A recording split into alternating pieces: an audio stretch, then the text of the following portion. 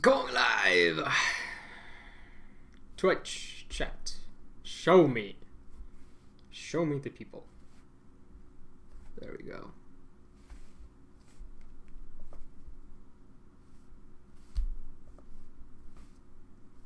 This is awkward.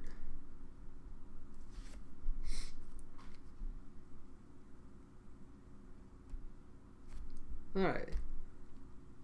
Let's paint.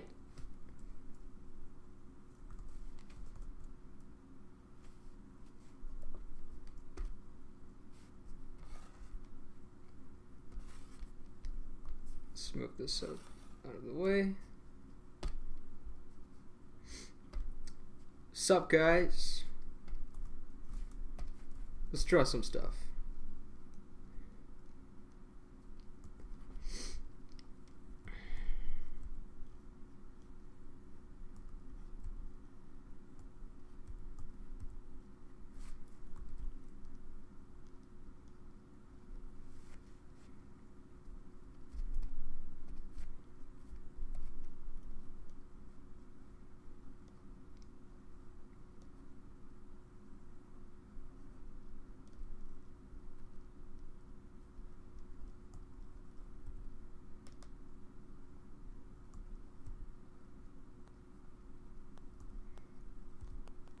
So I want to apologize about the lack of music again, but you see, the thing is, every time I try to have music on, I mean, I don't mind that it's like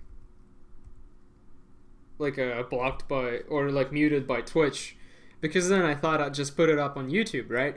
But you see, then I put it up on YouTube, and YouTube, like, of course it like gives me like the copyright thing, which is fine. I don't care. Like, really, I just want to like put these up so they can be like definitely viewed later if there's any need for that. But instead, you see, instead it gives me like blocked in all countries bullshit, because some companies, instead of just like monetizing a song or something, they just straight up won't like allow you to even have it. And unfortunately, even though YouTube does have like a remove the song thing, it'll just straight up like fail. And unless you can like go and edit your own stream and like cut out a chunk of a song or something, you'll just be shit out of luck.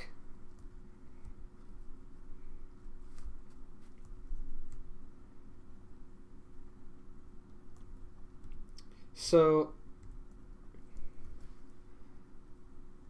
while I'm looking for a solution for that, to see if I can like somehow stream it yet exclude it, I'm gonna not have any on. Instead, I'll just be here for you.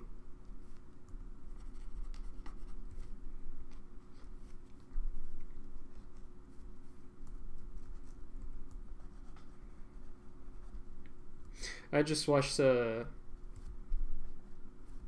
glorious episode of season 2 Preacher, and I just want to say that was that was fun.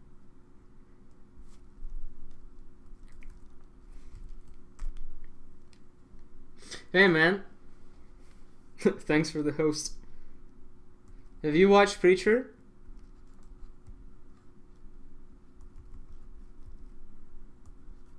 Like the TV show, the one they're making for AMC.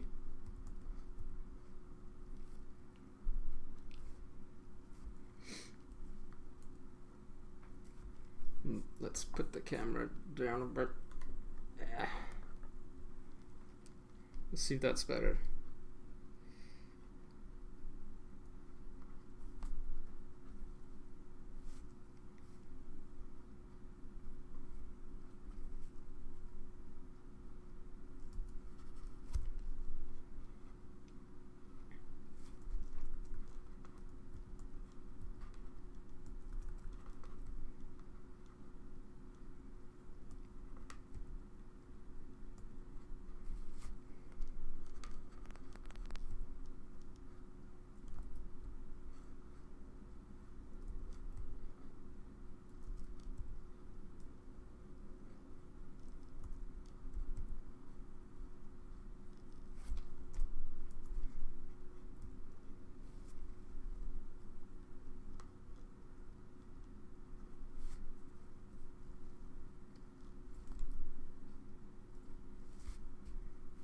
I'm so glad they kind of got out of their own ass, or I don't know what they were doing, or maybe like that was just me with the show. Like at the start, it kind of like took itself too seriously, I thought, but maybe that was just me because I read the comic. Like it felt like they were like trying. Like I mean, they still had fun, but I wasn't sure what they were doing. And then like by the end of the season, around the middle, you kind of like start getting it. Like they're going for the fun, quirky comic book tone, which is cool with me.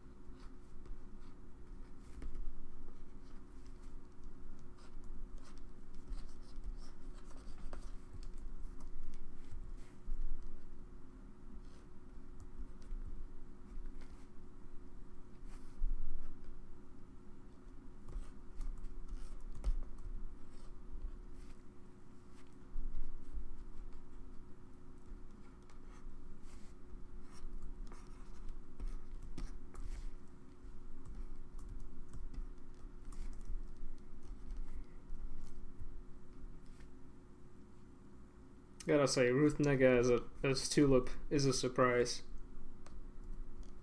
I was not sure about how the hell they're gonna make that work, but then I was pleasantly surprised and absolutely wrong.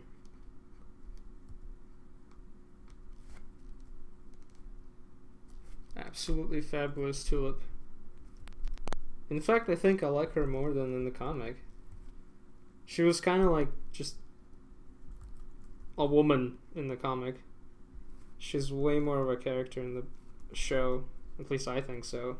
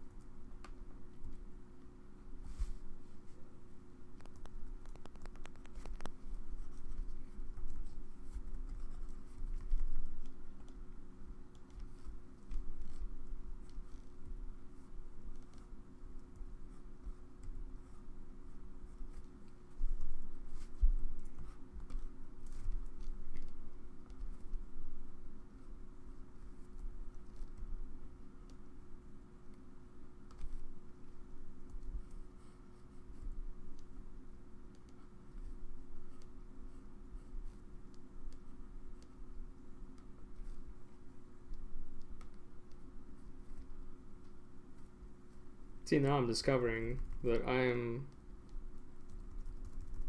inching super close to the canvas, which probably is the reason I am blind.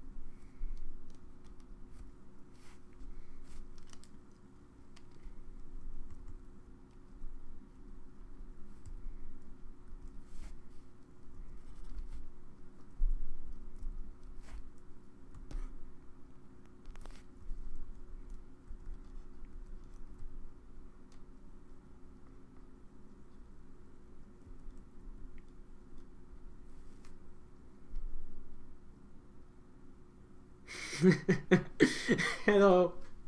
Yeah. As you can see, I got the camera.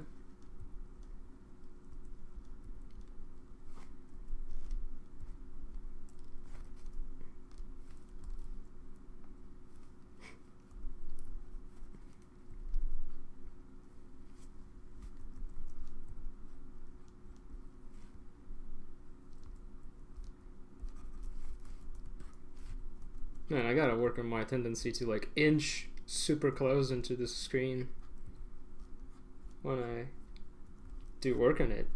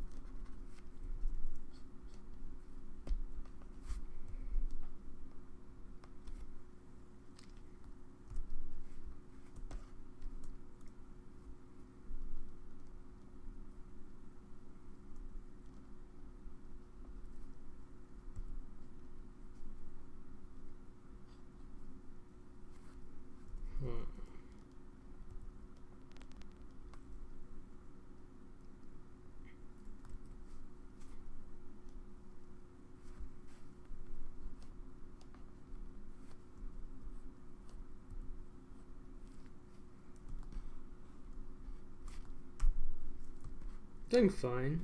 Was watching Preacher, which prompted all these Preacher doodles.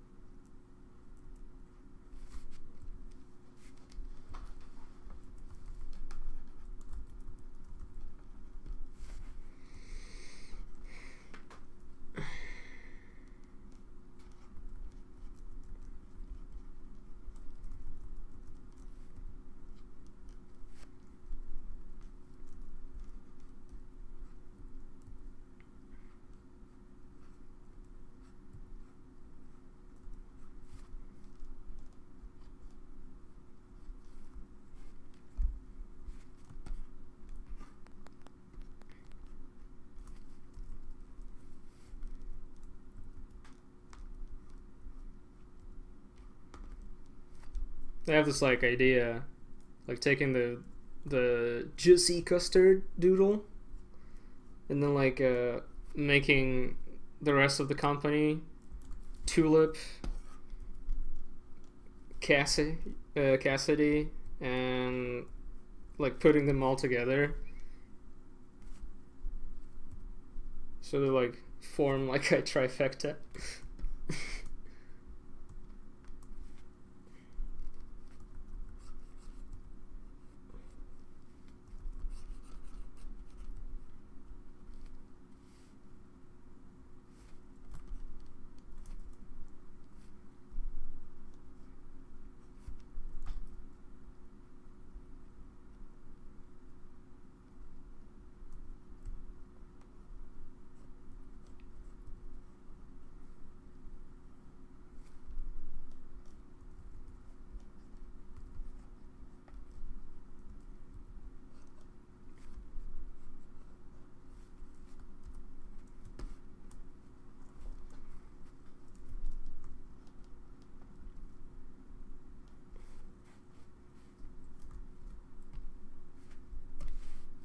Nah.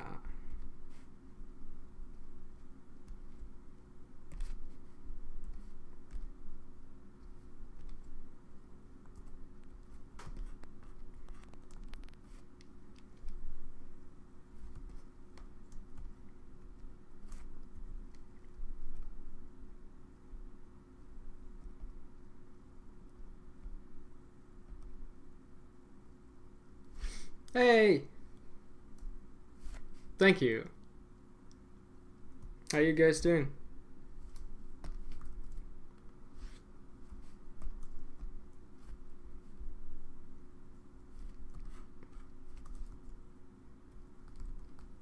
Let's save this doodle and then switch working on the real thing.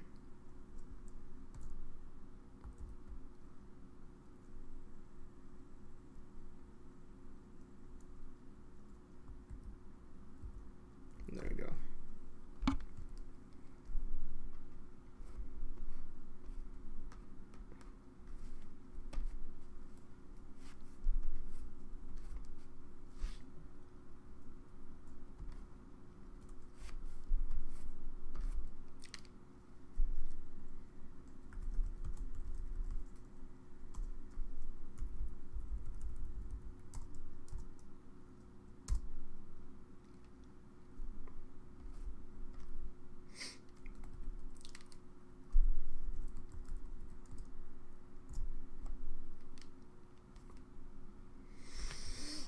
Okay, let's close this and open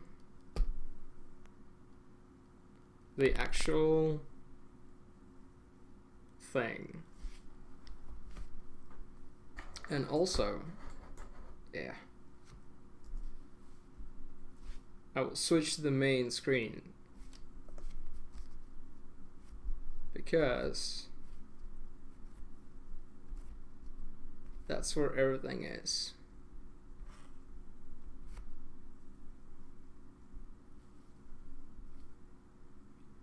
Ooh.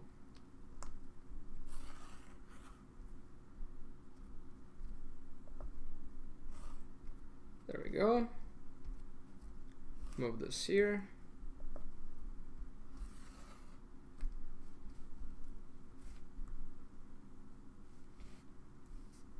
Yeah.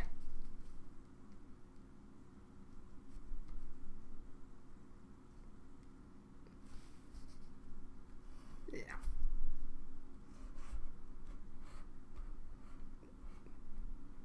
Gosh darn it. There we go.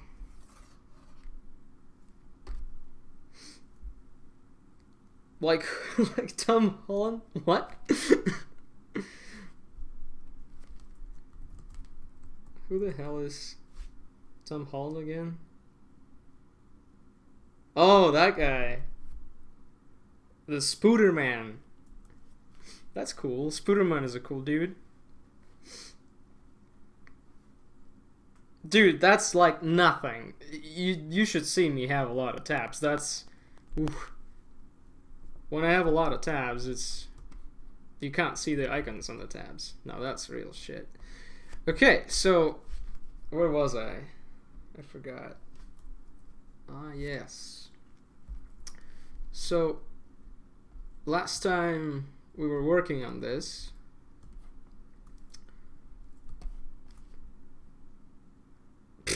3 at most. Yeah, man, you gotta up your game.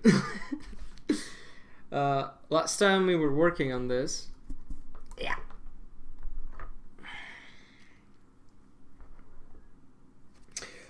Last time we were working on this, like I was saying, we're pretty much like almost done here. Like what I want to do is now to like work on some edges, make the whole mass less insane, make some of the bits less obviously, you know, like Photoshoppy, like a lasso tool edge controlled kind of thing.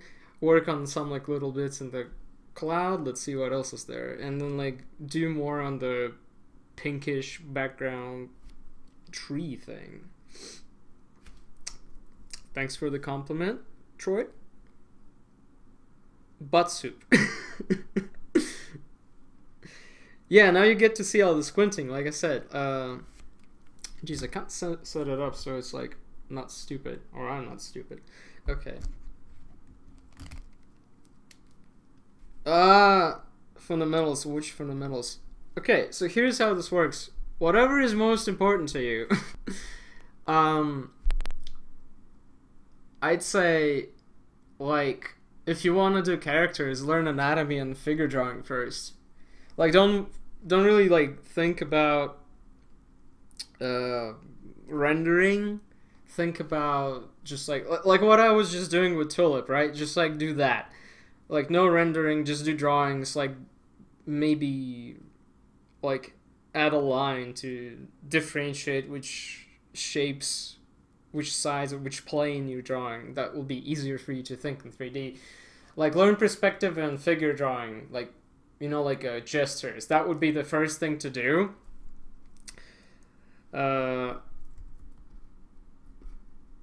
If you want to do characters. I didn't start with that. I started with rendering because I like creating an illusion of 3D space. So the first thing I did, let's see if I can find it. Like when I started, the first thing I would be doing is like abstract 3D kind of like trying to render sort of bullshit. Like, let's see. Let's show you something. Like I'm on my DeviantArt right now and I'm gonna pull up like a very early piece that will just show what I was going for. Like when I was trying to learn rendering, right?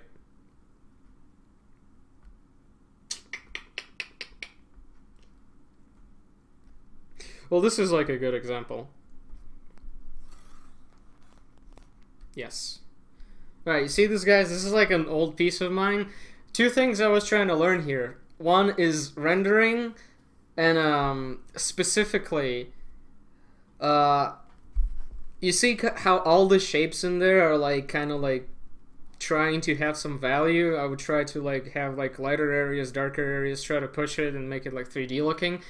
The faces are whatever, like, and there's like little figure drawing. It's kind of like abstract. I was just like trying to bullshit the universe here.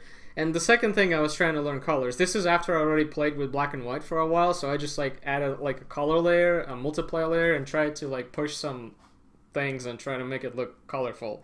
This is like before I just went in with painting straight into with colors like I do now, with like additional layer to help. So like, see, but there's like little stuff here that requires, I mean, sure, like the faces are dumb and it's like amateur, but otherwise you can see that it's all about trying to render stuff. So that's what I did. Or let's see what else I had here. Oh, this is a good example, but this is not safe for works, guys. So close your eyes if you're under the edge of your scene. All right, let's look at this. Right? It's not. I can't even zoom in. I just took like 5 photos on Pinterest that were like all chicks, hot chicks, and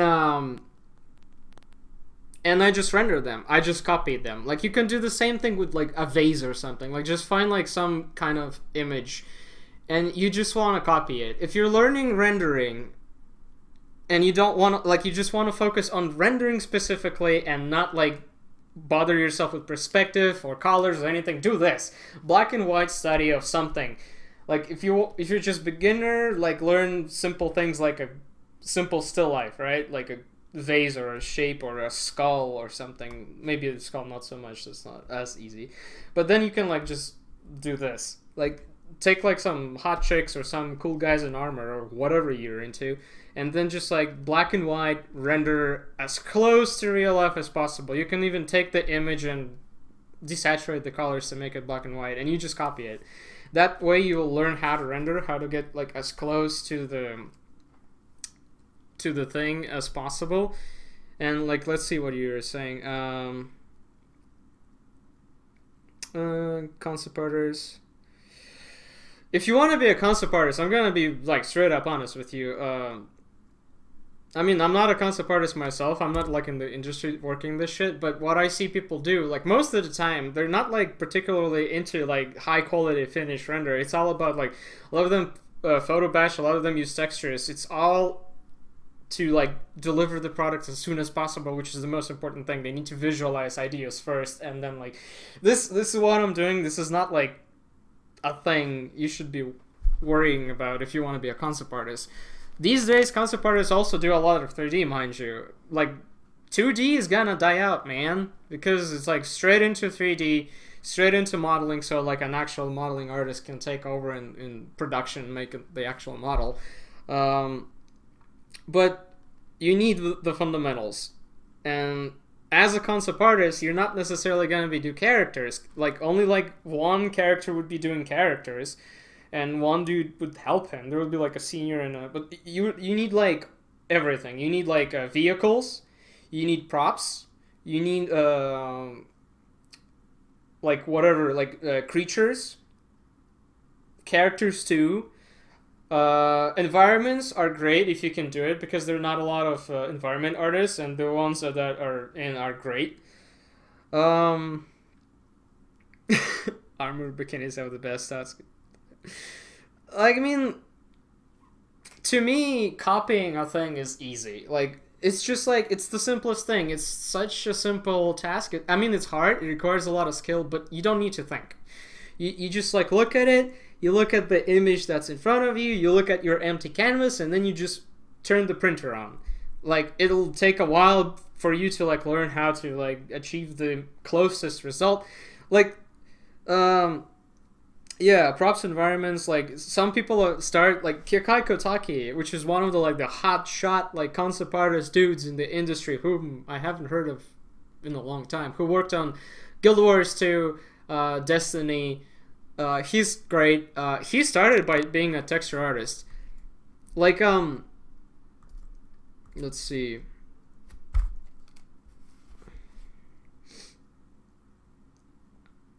Well, let me ruin life for you, man. That's everybody's problem.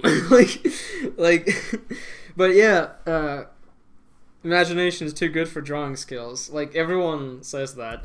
But see, the reality is, it's true. If you can think of it, you can make it. It's the same thing goes for like music. That's like the #1 advice for like guitar playing or something like that when I was studying music. If you can think of it, it's possible. It might be hard, but you just need fundamentals. I'd say perspective and like figure drawing or something like that, because the moment you like practice still like drawing from life, drawing in perspective, you'll get more. You'll get like just basic things down, and then you'll actually be able to pretty much do whatever the want. Yeah. See, lying is bad, okay? But lying in art is terrible. That's like one way to kill your career. Plagiarizing, no. Even if you have like a good excuse, you don't do it because it will come back and haunt you and destroy your career. But basically don't. And let's see. Let's move this here. Tracing is fine if like if you have the copyright, basically. If you're tracing a photo that does not belong to you, you're plagiarizing. That's really the problem. It's not the fact that you lied and said that you drew a thing, but if it's your photo, if you took the picture, it's totally fair game for you to trace. I mean, if you're lying about the fact that I mean, that's a moral dilemma, and artists will talk shit about you, but who cares, right? If it delivers results, that's like one of the techniques like an art school will give you. They'll tell you about tracing, and you'll be like, yeah, I'm tracing, I'm a real artist, what is this bullshit, I don't do that. Right? But people do it, and if it's like a thing, that's okay. Like if you're doing like a big, huge piece, I mean, here's the thing. If you're doing like a super high realistic painting, like it's like a face, and it's the kind of huge canvas painting where you can like see every pore, you know, those like the super high realistic kind of stuff, the one where you go like, what's the point, it just looks like a painter, even though like it's like a super highly skillful thing.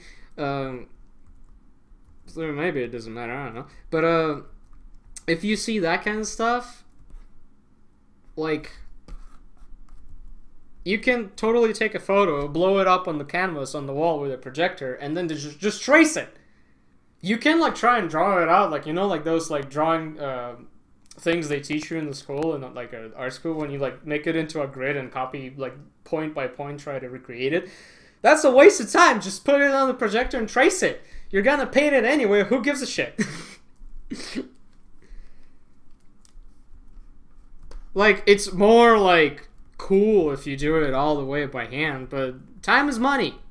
And unless you're actually selling your drawing skills and not your like hyper realistic painting skills, no one's gonna care. And most people, not artists, see, here's the thing, if you're just only doing work for artists, I mean, you're not really doing much, because artists are just a type of an audience. You want to go out to more people, like to people who actually can appreciate the art but are not artists themselves, because artists care about things like, how can I be better like you? And that's like cool. That's cool. You need to reach out to other artists too, but a regular person will not really care how you did it. They want to see the cool part of it, you know, like the cool drawing, the cool painting, the cool techniques. They want to be fooled. They want to be like an audience in an illusionist presentation. Like, they want to be fooled. They want to be mystified. Like, oh my god, this is so awesome. How can a person do this? I don't know how to do this. You know?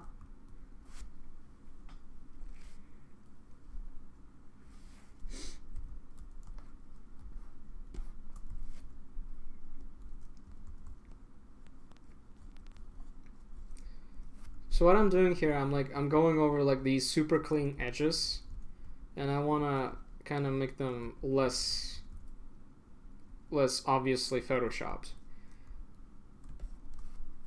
Like, I want some edges to be like super crisp, but not all of them. Edge control is important.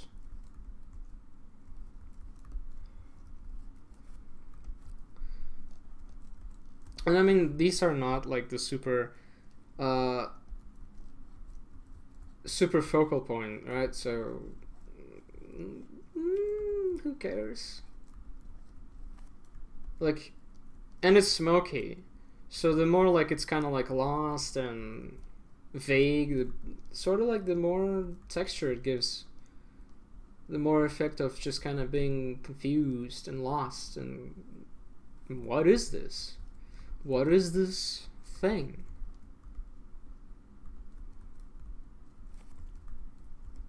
And you want that. You want people to look at it and be like, what? Because that makes them look into it. Like, Young Sop No, I'm not sure how to pronounce his name, but he's like, I think, a Korean illustrator, and he's my favorite when it comes to drawing and painting clouds. Let's see, March started by me drawing anime, so I was stuck in the 2D anime phase for a long time. I mean, dude, whatever, it's all good. Like, if you started by drawing, like, sexy pinups because you're a horny teen, that's fine too. And it's even fine if you stay in that phase, as long as you're, like, doing it good. Like, you know that good art talk by Neil Gaiman? It's just like, make good art. That's like rule number 1. Like, it doesn't matter what you do as long as it's good art.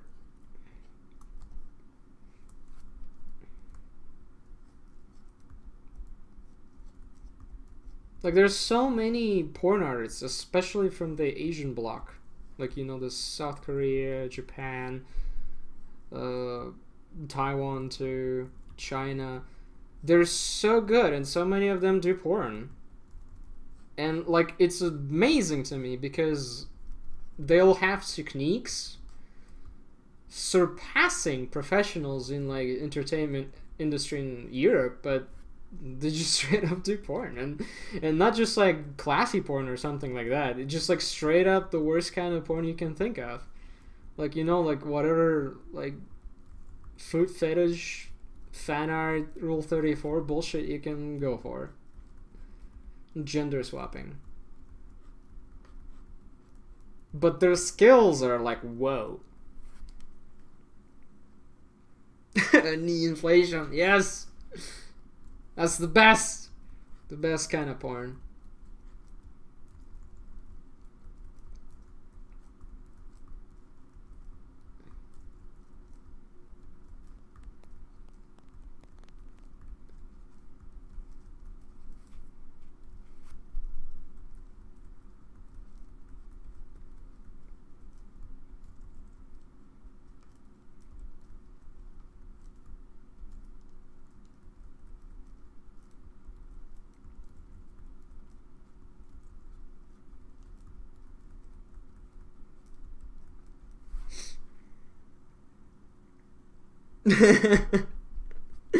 Knee inflation.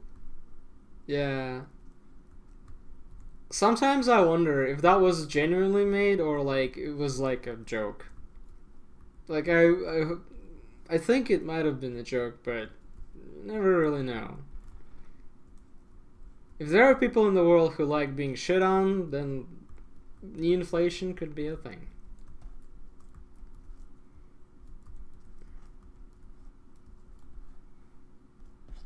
Like, why not?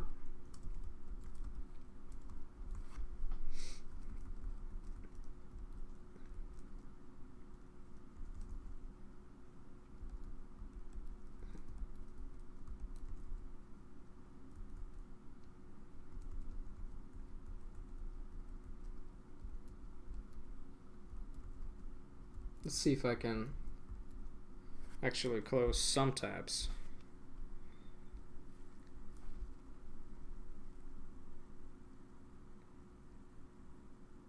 I got a person message me about commissions and they wanted me to draw their pregnant character getting banged. Now here's the real question. Did you take it? Did you do it? I want to know. You tell me. And if you didn't, why not? Because they didn't pay enough, right?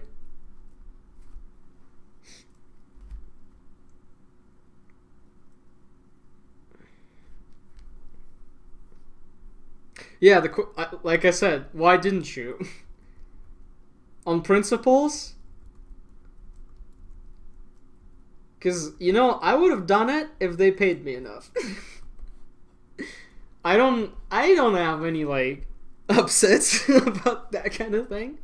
Like, I just straight up be like, okay, I'll do that. That sounds like a very in-depth illustration with a lot of detail. How about $300? If they go, yes! Then you go like, well then! $300, man. I mean, that's not like great price anyways, but if you can like go higher, then go higher. But if you're at the point where $300 for illustration sounds good for you, then hey, man. See, no, how much? Okay, Arctic Arcade. How much do you spend on a commission? Straight lines, no color, for $5. How much time do you spend on such a thing? An obvious question after that is, you know, is it worth your time then for $5? I mean, nothing is as worse. 10 minutes? Well then, let's see, 10 minutes, $5. Not too bad. Could do it, yeah.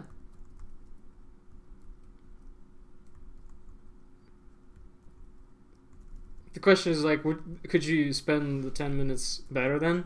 Like, I mean, $105 commissions, that's $500. That's true. If you can do that, yeah. And if it really takes you 10 minutes. Like, no, like, you know, like, it takes me 10 minutes, but then, like, in reality, it takes you, like, more than that. Because, like, whatever. Then, yeah. Like, I don't take commissions that are, like less than $20 an hour. Unless I want it. For some reason. Like if like a card game came to me and offered me a commission, I'd take it, even if like I'd end up spending more time on it than, you know, than I should have. Cause that's the hip thing. If you do like a magic card or something, you're like the cool guy. Like you're far from being a great artist, but it's a start. Oh my god, £2, even though they take 30 minutes or an hour. Why? Why do you undercharge yourself like that?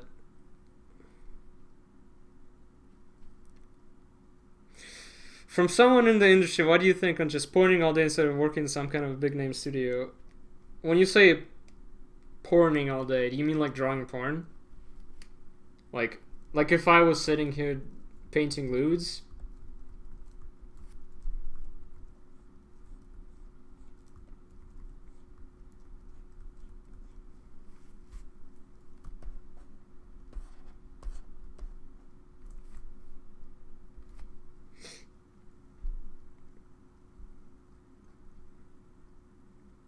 I don't know Jap Comics, man. But used to work for Disney is a pretty good thing. I think that's cool. I mean, look. Here's the thing. It depends on what you want to do. And for a lot of people, going and working in a studio is better, and not so much because of what they do. Like, some people think working in a studio is great because, oh, you're gonna be doing so, like, cool things, not like this trash that's, like, for EF commissions, right? Like, in the studio, you're gonna be doing shit like that, too. Well, not, like, that level, but you're gonna be expected to do a lot. You're gonna be expected to do that kind of shit that's like not what you want to do anyway. You think you're gonna be doing cool things, you're not gonna be doing cool things. Like if you're doing concept art, it's not gonna be good either. Like no one's gonna see what you're doing unless you're doing like specifically what you want to do, which is like you want to like 3D model mechs for like cyberpunk shit. You might actually do that, and that'll be exactly what you dream of.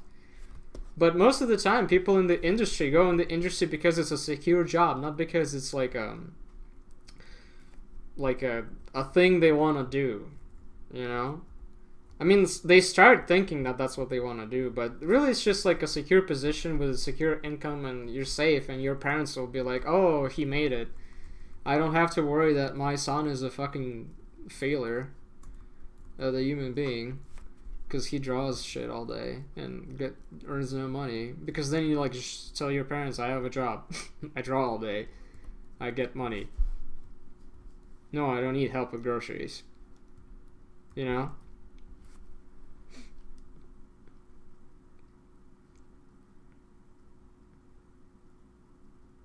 Man, Troy, you like just undervaluing yourself. Like, I don't know what to tell you. I mean, if you're cool with that, that's fine. But normally people will scoff at you if you're like selling your skill that's like a hard-earned specialized skill and you're just giving it away. Like, imagine I would just open like a practice, like a dental practice, and just like, yeah, whatever, I don't need money right now, just I'll do your teeth for free. And then everyone will be like, why would you go to my dental shop when this dental shop just provides free care?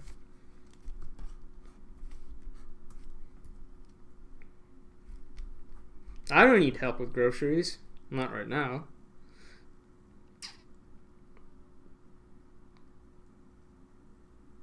See, I'd go into a studio right now if I'd been offered, just because of like what I said, because it would be relaxing. You don't have to worry about much. You just kind of like do what they tell you. It's like an art equivalent of a desk job. And it's good for you too, because you'll go through like a gauntlet of just being forced to do shit you don't want to do. Your work ethic will grow. Your practice is gonna increase too, because you'll be constantly doing things you don't want to do. Like, if you just want to draw chicks all day, well, now you're gonna do Space Marines. You don't want to do Space Marines. But now suddenly you're like, oh, now I can do Space Marines. Cool, I couldn't do that before. I have enough practice for Space Marines.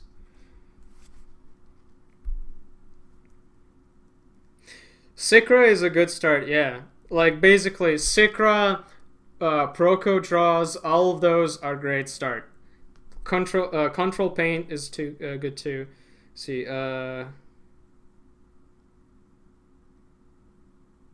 making it hard for them to sell their art. Yeah, usually that's what the artists will say, because you're just like kind of your competition, and you're just straight up giving it away for free. See, the problem is you don't understand is that you're making, like, everyone is already having this problem that people think art is like simple, and you should like be able to do it for free or something, while artists are like desperately trying to earn money. And a lot of people don't even think it's a real job. And when that whole thing is happening and you're just giving it away for free while artists are trying to prove that their skills are valuable, of course they're going to be fucking mad at you. Like, you're not even thinking about that, but think about designers, man. They have like the same thing. Like, what designers do, what professional designers do, like graphic designers, is extremely valuable. But people be like, why should I pay $20,000 for a logo? My fucking nephew can do that. Right? And you're like, okay, fine, go do your thing with your nephew. And they'll think that, like, look at this fucking dick trying to rip me off. Who does he think he is? What is a good video for retards? Like, in general? Like, the history of Japan? like that kind of thing? I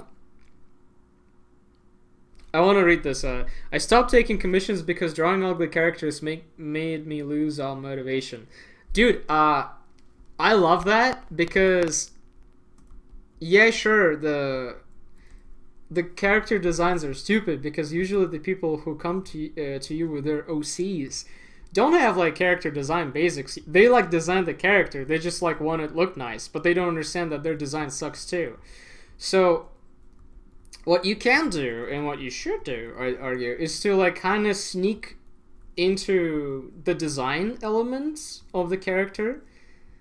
Like, just say like, yeah, that's cool, but what if I do this? And if they're not stupid, they'll be like, oh my god, that's cool. Yeah, sure. Like that, like that kind of thing makes me like happy, because I'm not just rendering a stupid character, though sometimes that's fun too. Like, because people just want to look at a stupid design, but well rendered. And if you can render, that's simple. You don't even need to think about it. But if like see, this is a problem. So many designers, artists, and illustrators take like a terrible brief. They take a terrible brief and they look at it and they're like, ugh, this client doesn't know what they're talking about. They're so stupid. If I were doing this, I'd totally do it differently.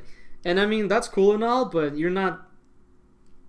Your job is to provide an illustration for a client, not for yourself, right?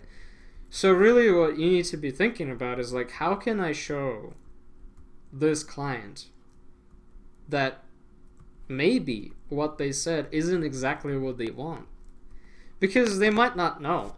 And also, you can fool them. You can just straight up fucking fool them. Like, they'll tell you one thing, and see, in your head, you'll be thinking, oh, this is what they want. That's stupid. Because you kind of like, a lot of I used to have that too. Like, a lot of artists start and they look at like the mental idea of what the client wants, because they're not artists. They can only like describe it to you with words, and what they're describing with words is not going to be good because they're not writers either, right?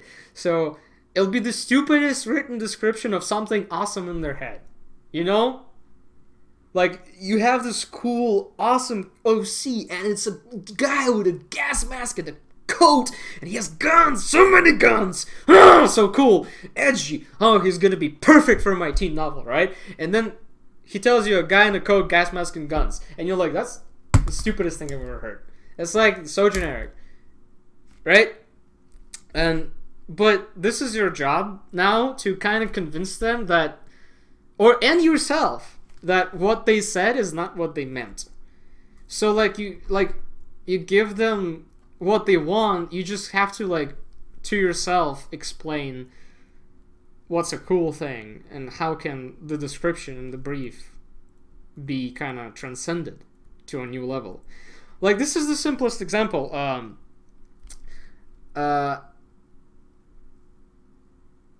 saw this on an FZD video, and the idea was like, what if we do spaceships and base them off fish, right? So you're thinking like, oh, that's dumb. You just take like a fish or like a shark or something shape and make it into a spaceship. That's kind of obvious, right? And then the immediate thing Feng Shui does is like, yeah, but let's take a tropical fish! And then you're just like, oh, I didn't think of that. That's still a fish. But now it's cool. Now it's interesting. Now it's like... Like, that's like the simplest example. You can always transcend the brief, and if the client actually is deliberately saying no to a good idea, well, then you're fucked.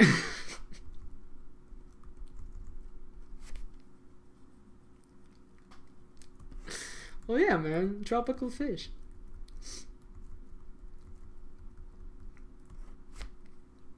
See, like, this is a fight cars up a goldfish ass.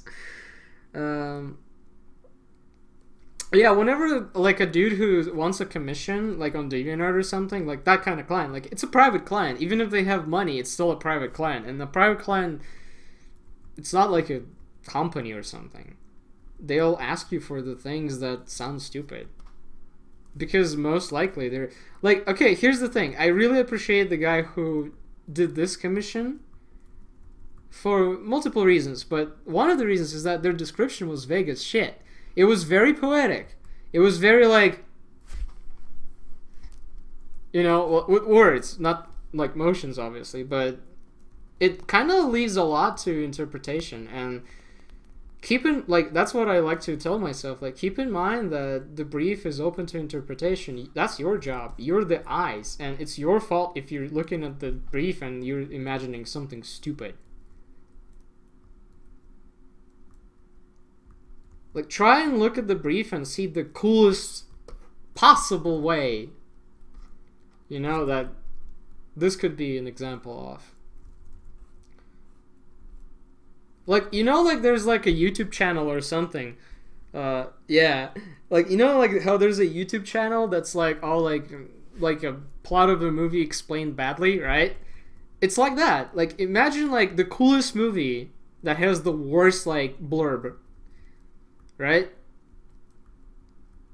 Like Kill Bill, one of my favorite movies. Blonde chick kills a bunch of people. That's like the most boring description of a movie ever. Like, so what? Like, Terminator kills a bunch of people, and he's not a girl. Yeah.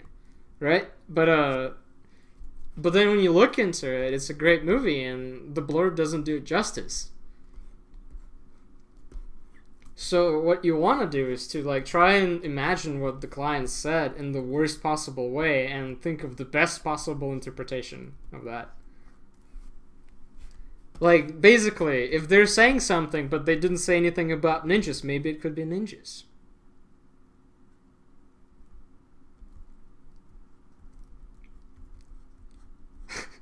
Fucking Chris Do does that. Like, you know, like, client comes to you with like, I need a website, but they might not need a website. Maybe they need some other problem solved. Maybe they do need a website, but you don't know. You can't say that you know what's their problem and just straight up go like, okay, let's make a design for a website. You need to embrace and pivot. That's how he puts it. Embrace and pivot. Like, okay, you probably need a design for a website, but we're gonna ask you a couple questions just to make sure, okay? So do the same thing. Embrace and pivot. Okay, you want an illustration of a bunch of stupid characters, but what if they're all ninjas? Or whatever you want. Like, what if they're all sexy chicks? What if they're all, like, furries? Did they mention that they're all humans? Whatever you're into.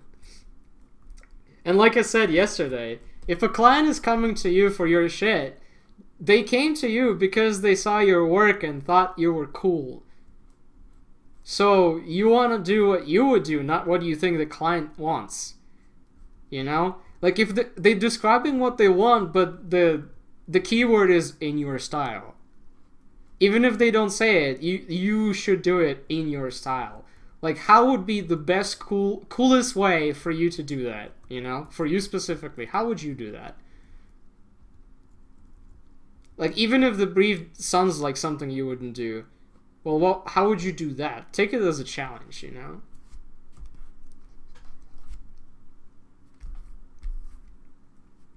All sharks with lasers in their heads. Yeah, man. I mean, obviously you can't, like, go too far into, like, the crazy spectrum, right? But that's, like, almost customer service territory now. You need to, like... The client doesn't know what they want. Even if it's, like, a small private client, it's your job to tell them what they want. But not, like, in a fucking douchebag, I know it's better than you, bitch, kind of way. Like, open their eyes to the possibilities. What if it was Batman? Did you think about that? I know you want an original character, but think about it. Would it be cooler if this was Batman? I mean, I'm obviously being facetious, but you know what I'm talking about.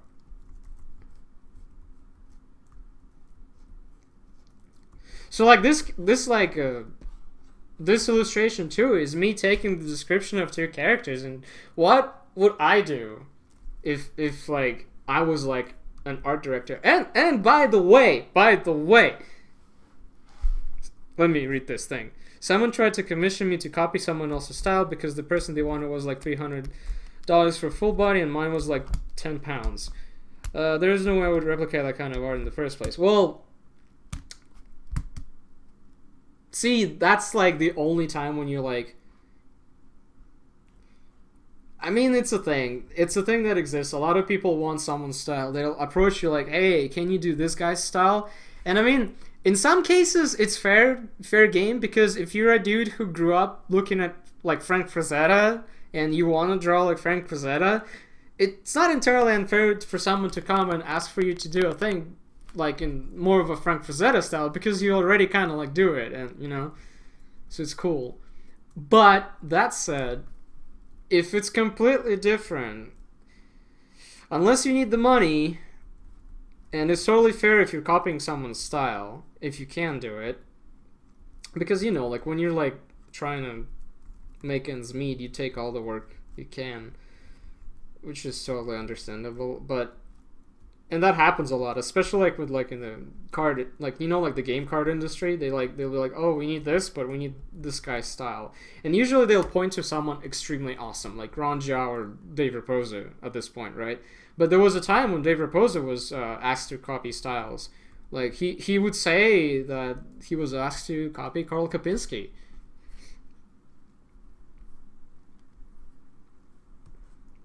The fuck did you do, man? I've never seen Twitch do that. But Anyway,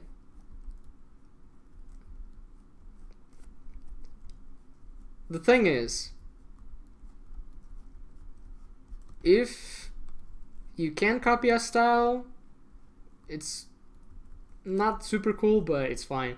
But the thing that's to be remembered, that's the most important, if a person doesn't want to hire you for your style, you're in a world of hurt because they don't care about you.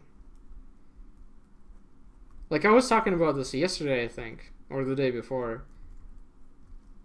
It's basically, the idea is, if a person comes to you for a commission, they like you because of your work, because they've seen your work. They want your work for them. Like, I used to oh, that's cool. I used to think this thing, like, I had this like mentality at first, like, oh, I want to do commissions, but I don't want to do commissions because all people ask is stupid. It's not something I would do. But then I kind of like had an epiphany. Like, the only reason they ask me to do it is because they like my art, not because they think I can draw. You know, like, there are people in the world who don't get what art is, in the sense that they think artists are just printers. So if they see you draw, they're like, oh, can you draw me this? And you could tell them no. And then usually, like, why not? Like, well, I mean, I'll do it if you give me money. I'm like, you want money? So that's the end of that.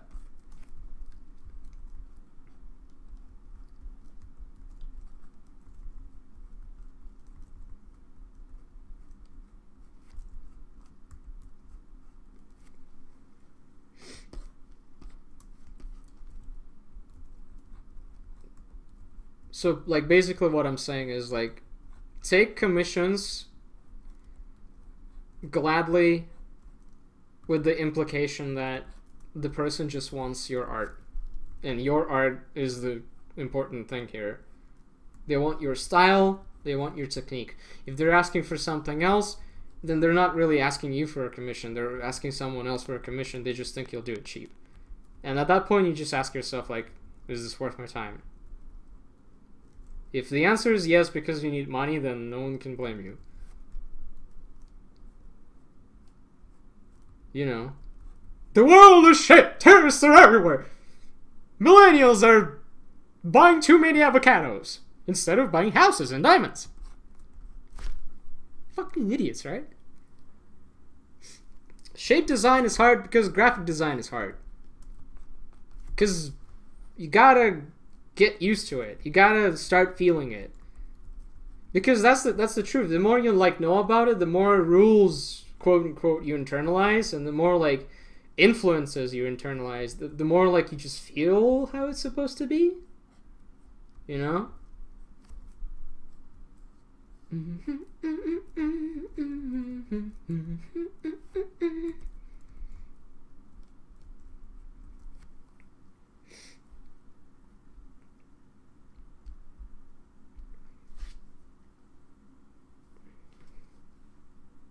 Money exists with art in the same sentence, only in the right context, in the right circles. You just need to get there. Otherwise, yes.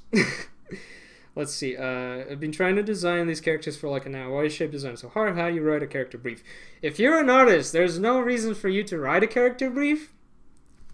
After all, you're an artist, not a writer.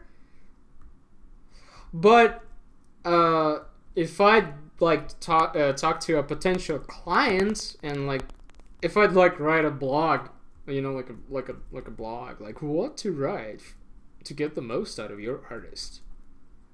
If I'd do that, I'd probably say be clear and straight to the point.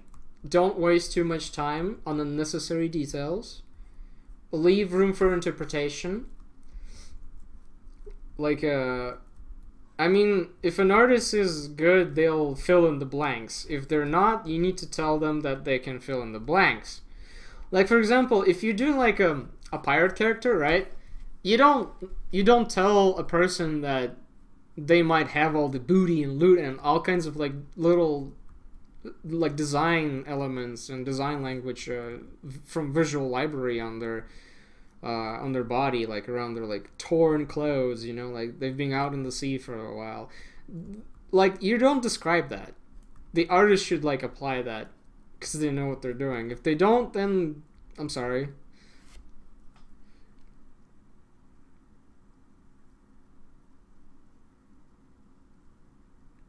Yeah.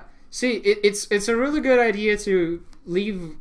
Just tell the artist the most important things, and then let the artist figure it out because they're supposed to interpret this stuff.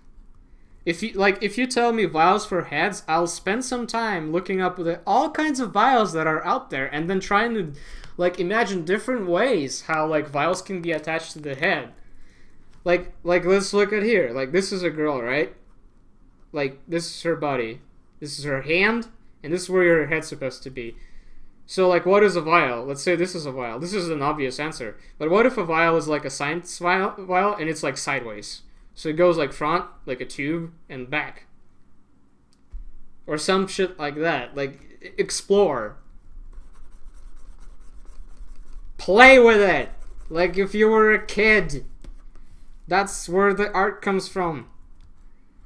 Play. If you're sitting down and trying to solve a creative problem, like, how do I solve this creative problem? Then chances are you're gonna like find the obvious solutions. You gotta play with it.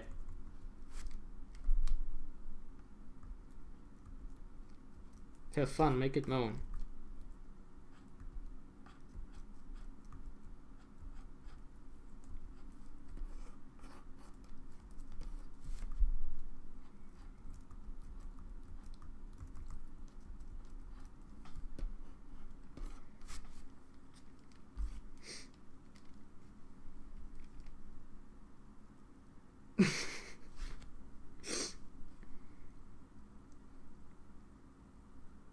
Or yeah, or that. All of those idea. See, do all of those. All of that is great. The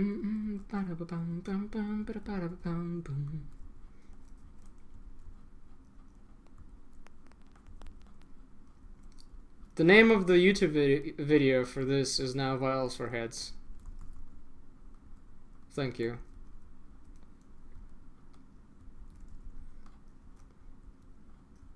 Let me go on another rant. Have you ever seen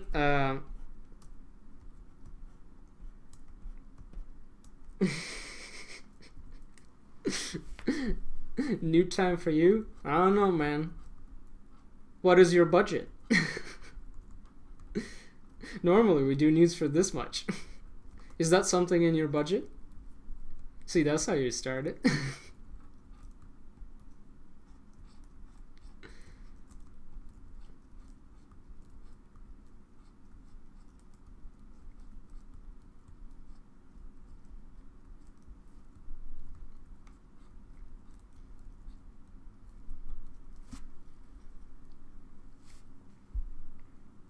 ArtStation. Yes, ArtStation, the greatest website. And also the worst.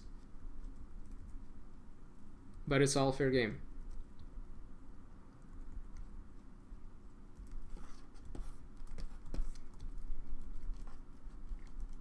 All of what I'm doing is kind of unnecessary right now.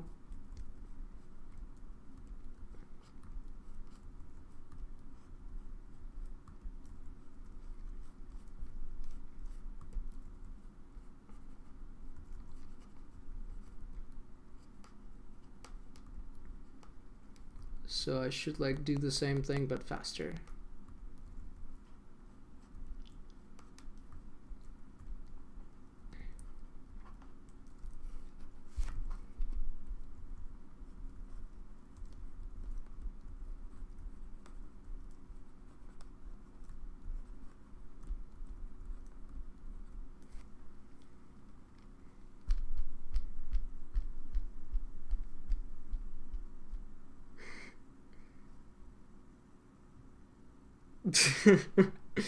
Yeah.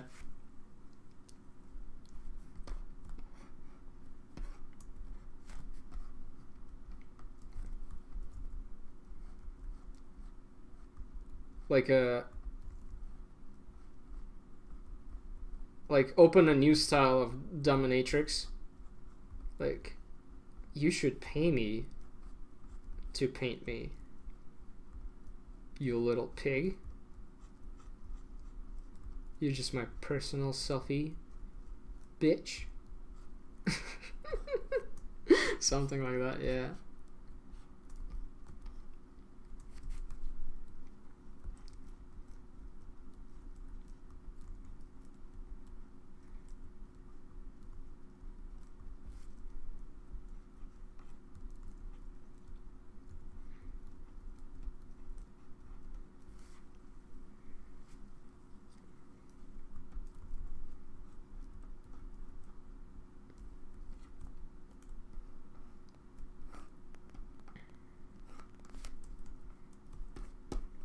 Let's see. This is like the last area where I really should clean up things.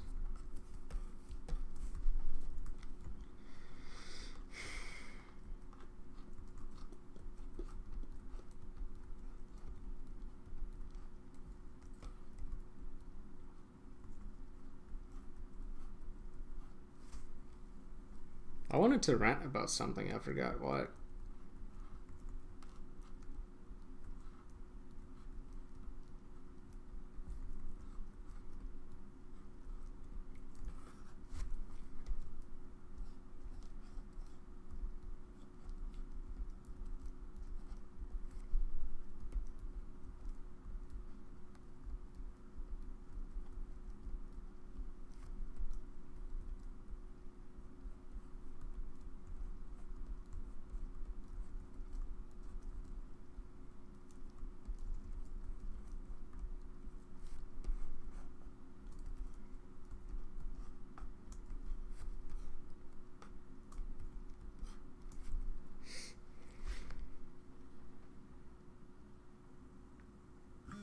Two nude paintings, yeah?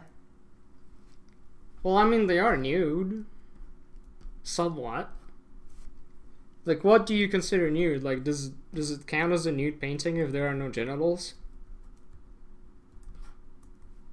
Like, see, that's the important question.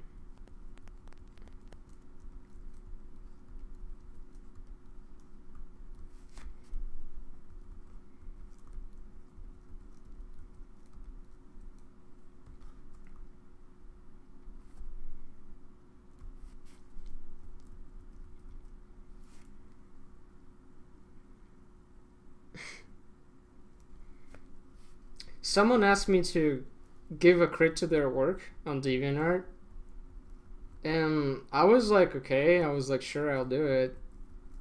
Come to my stream, I'll paint over it, I'll talk about it, I'll give you all the tips in the world.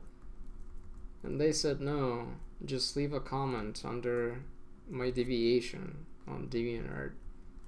I don't know what to do about that now. Like, do I? No. No, you just want comments, man, don't you?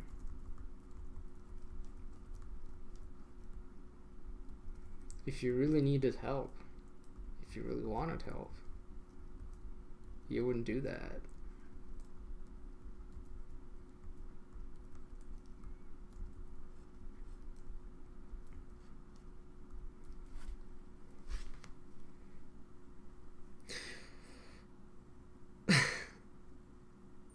Thanks, Sam. I don't think I'm good at smoke. I'm not even particularly successful yet. It's just like, it's a brush setting, really.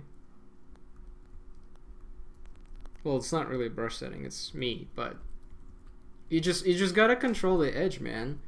You gotta play with, like, where it goes hard on the edge and where it goes soft, because smoke always exists like in two states.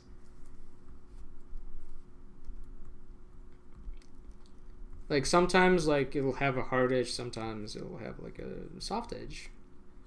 So control your opacity accordingly and make it like more obscure in one place and another place, and then just like look at smoke shapes and try and replicate them.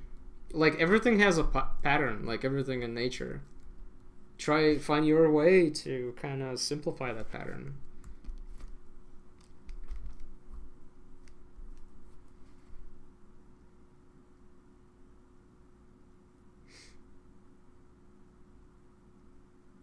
It's the chance to get a good artist to help them in the stream.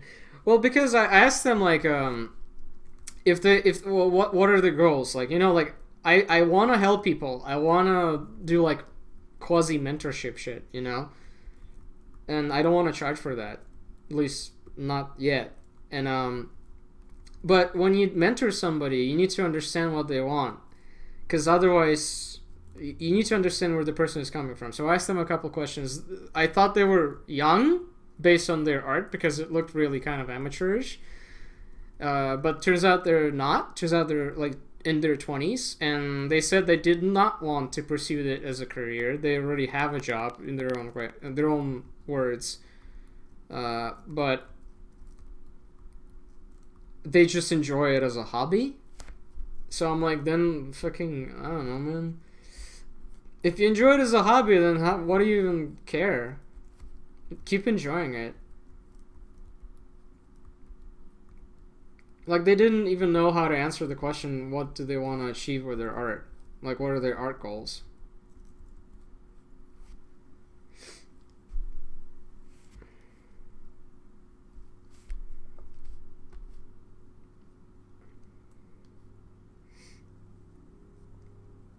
Alright, Elixir, you're asking me how did I do the background for that illustration?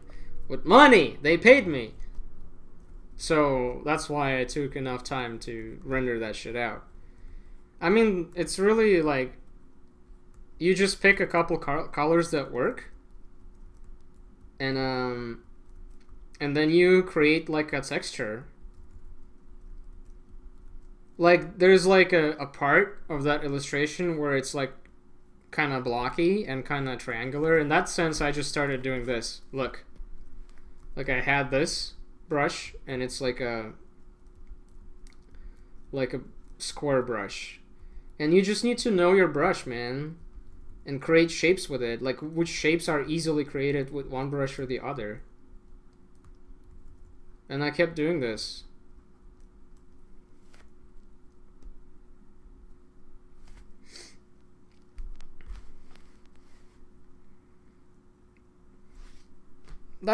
Dude, that's fine. It just means they started early. Like, some people start way later.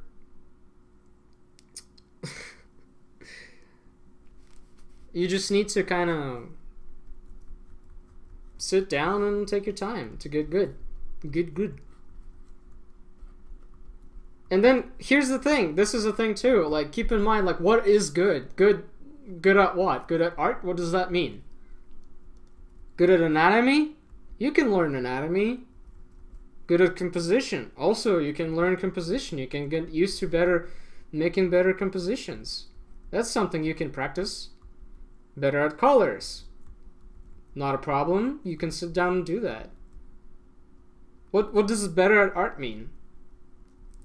Usually people say that and they mean like he just does what I want to do but better. And I can't do that. Well, like, take that apart and look at it and, like, what about it is better?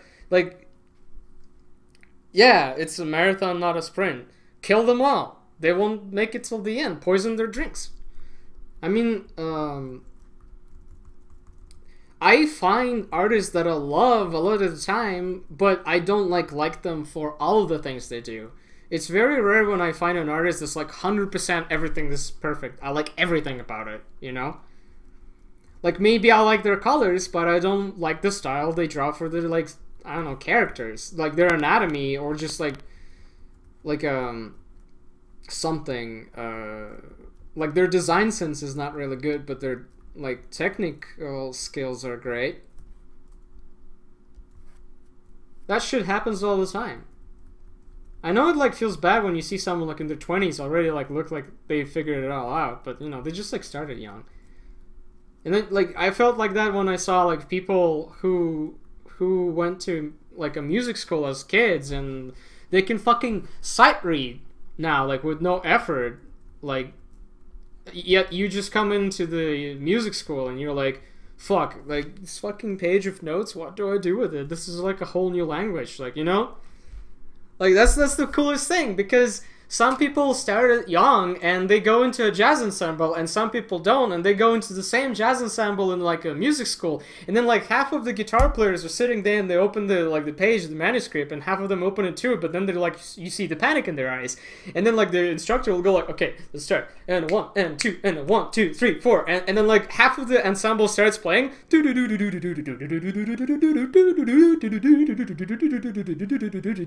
the rest are just like,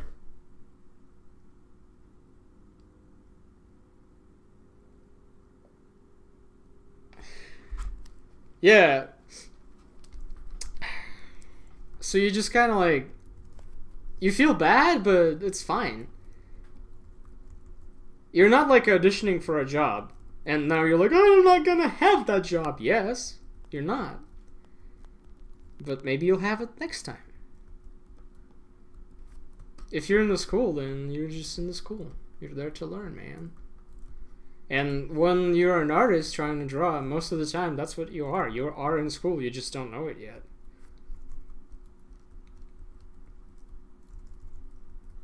Because you don't learn art most of the time just on your own. You learn it in real life, because not a lot of artists go to art school. And not a lot of people who go to art school end up being artists. Because art schools suck all the time.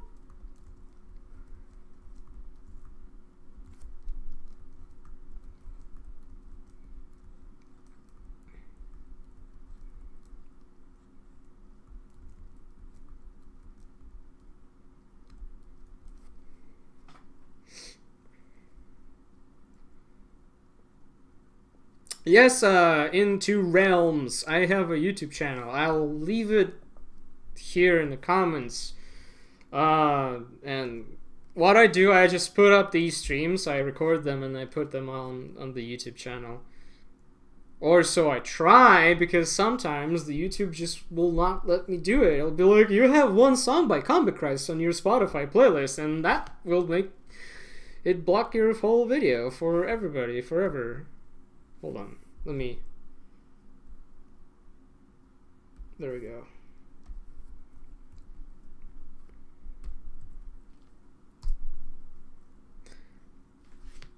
Yeah, if you go to like an expensive school, like an art center, or like a San Francisco, like a safe house atelier, like that shit's great, because it will not like bother you with bullshit advice. It'll either like straight up give you techniques, or it will be so expensive that you'll hang yourself in like doing the best you can.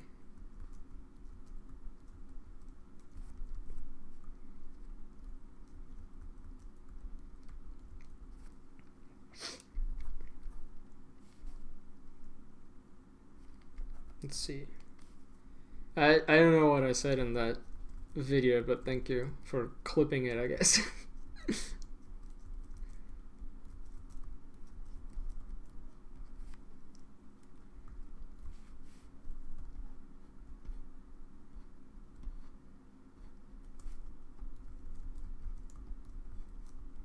What were we talking about? Arts. Art schools. Art schools are great just so you can, you know, find a quick way to destroy most of your income.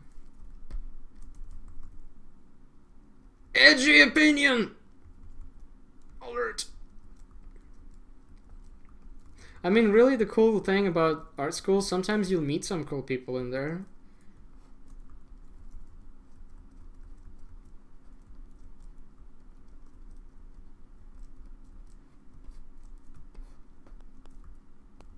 And sometimes you can get lucky and you'll have like some instructor that's really good. Like actually UNLV, our painting department had like one instructor that was like really no bullshit, and he would like tear up your painting if it was bullshit. And I like that. I've never actually studied with him, and I never really studied much painting in there, but I know that for a fact that's a thing.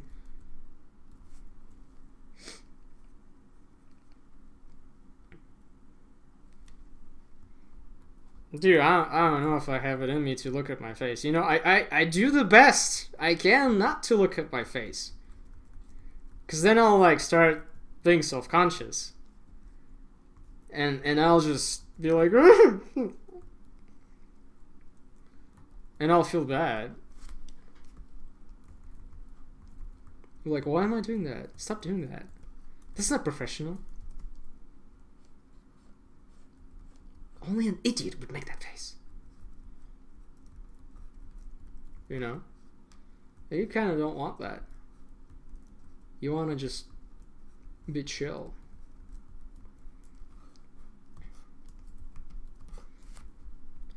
Why am I wasting time with all this stuff when I should really be cleaning up this mess?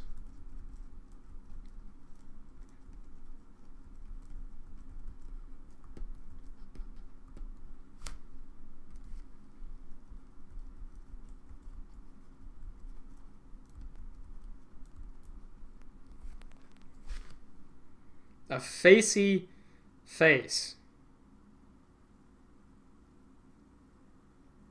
That was a sax solo? I was thinking more of a double bass. I mean, I guess you could do both.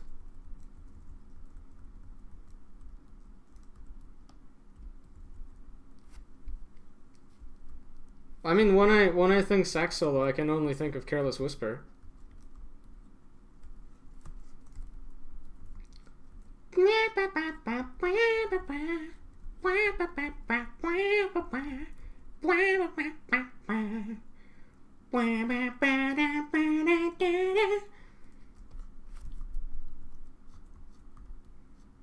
Can someone like remind me the lyrics to that so I can sing it? Because I don't remember.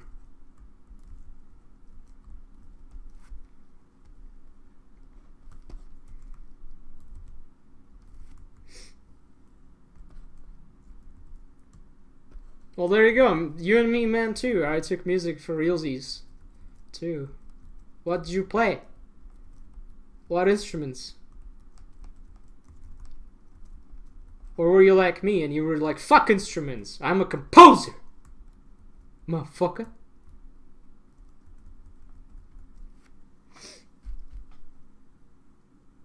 Yeah, YouTube will mute me for singing. That would be a compliment, man. Like, your singing is so good that, that's a clear reinterpretation of the song, man. I can't let you sing that. Crap. Oh, there we go.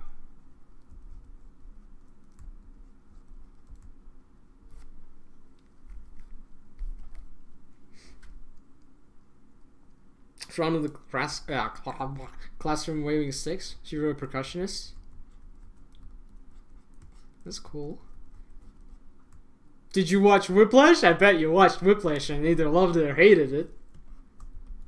I loved it. I mean, how can you not love Whiplash? You gotta love it for J.K. Simmons, right? Right? Are you rushing or are you dragging, bitch? Oh, that's a good movie. Dude, no, you made the right choice. Guitar is stupid. Guitar is the worst instrument, and I know because I played guitar.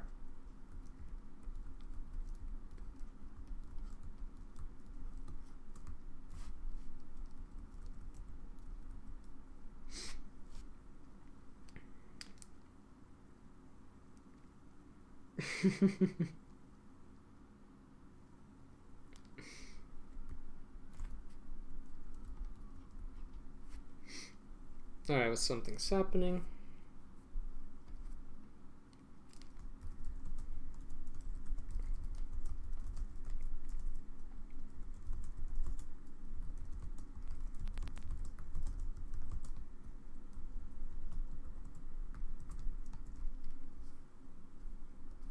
Alright.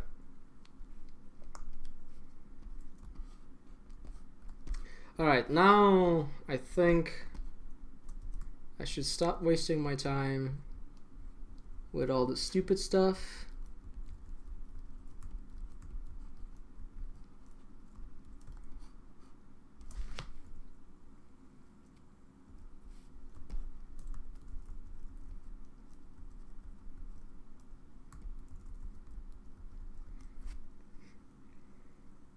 You know who else?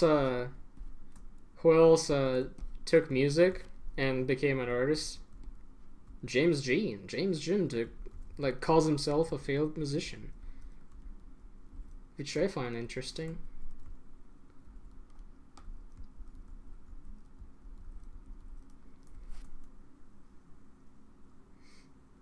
Skin melting off.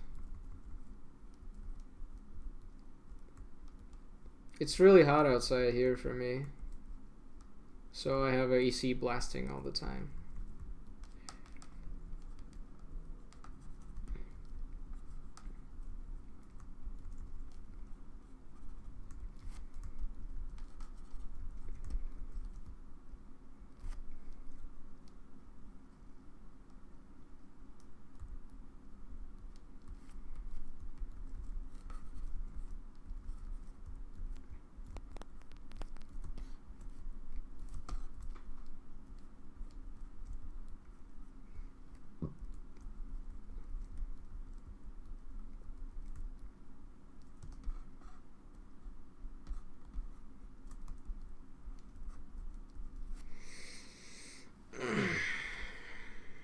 Two coats indoors. What are you? Where the hell are you? Alaska? Canada? I don't know. Russia?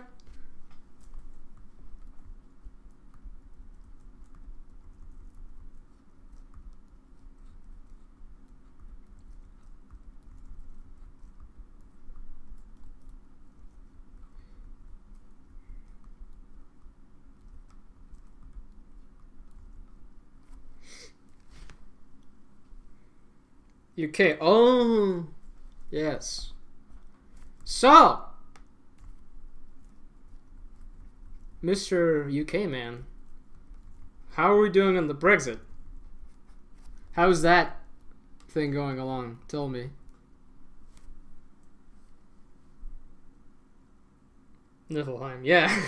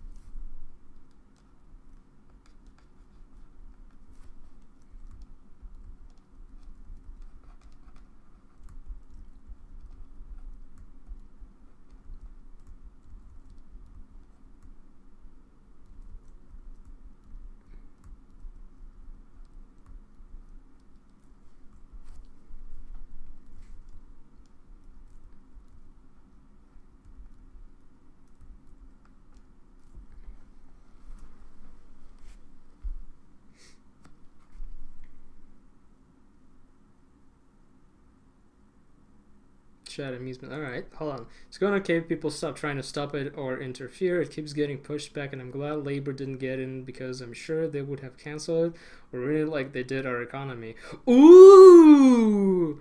Ooh! We're gonna have a fun talk here, guys. Seen that one. The movement pretends to be stupid for money.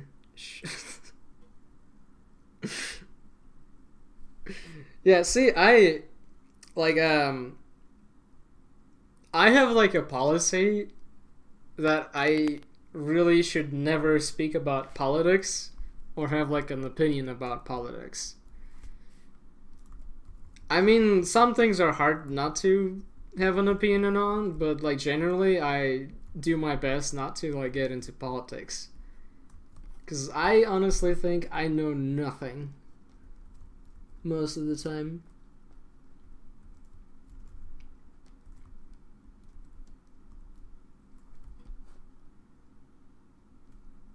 I don't know if I like this there.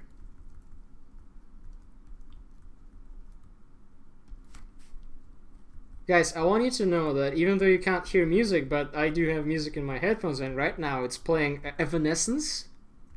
Yeah, specifically that song.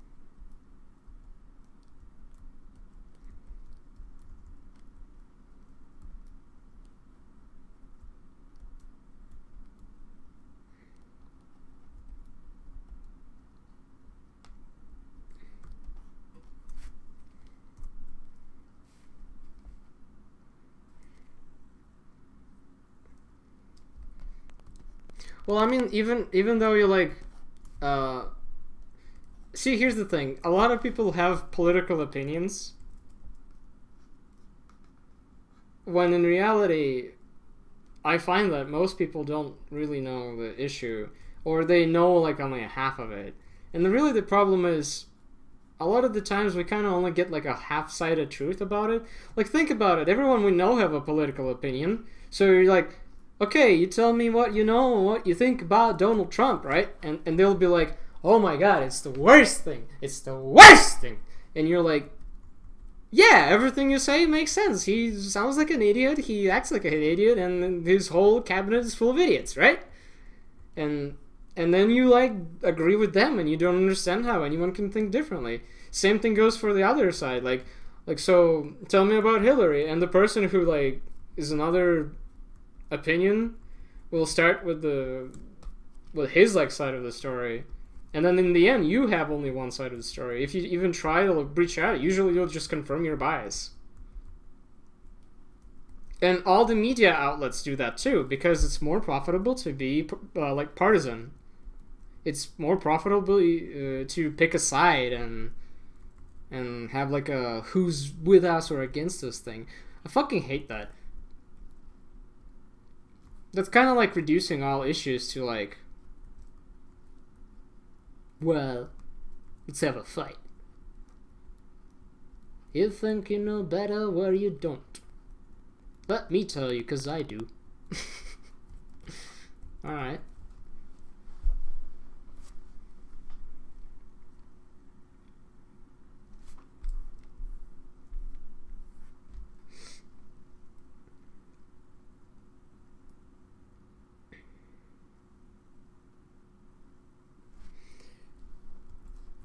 Yeah, I'm like looking right now, and like I really try not to judge a lot of things, because it will always be the worst thing ever.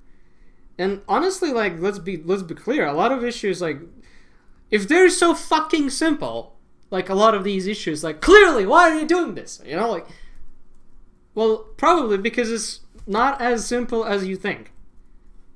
Even Donald himself said, like, hey, healthcare is really complicated. Well, fucking yeah. I'd imagine it would be. Pretty sure that's why the whole issue is, because, like, I mean, honestly, I don't have a lot of faith in Republicans. That's my bias. I kind of hate them. But, mostly based on, like basic moral, you know, opinions. Like a lot of them have like their interesting opinions on religion and like shit like that, and like gay people marrying and bullshit stuff like that. But I mean, technically they might be right about something like economy or some kind of political issue. I don't know.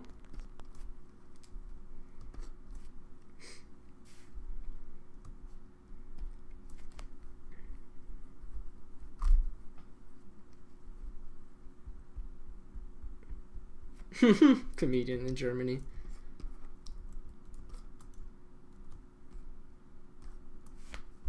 But yeah, like generally I try not to have an opinion on politics. But it's actually, you know, surprisingly, it's actually hard to do, because a lot of the times you'll be surrounded by people who do have an opinion on politics, and they will act offended if you do not support their opinion. They'll be like, oh, are you like an apologist? Like, why are you not convinced of the same things I'm convinced of?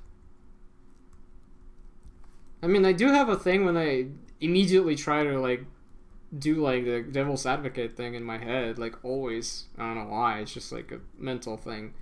But I always try like, what if let's imagine a situation where it's not what you think and it's actually kind of somehow makes sense.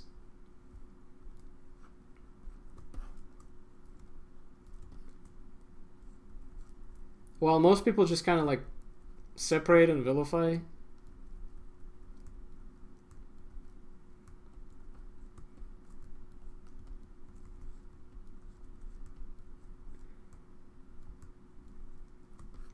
All right, here comes this part. The cleanup.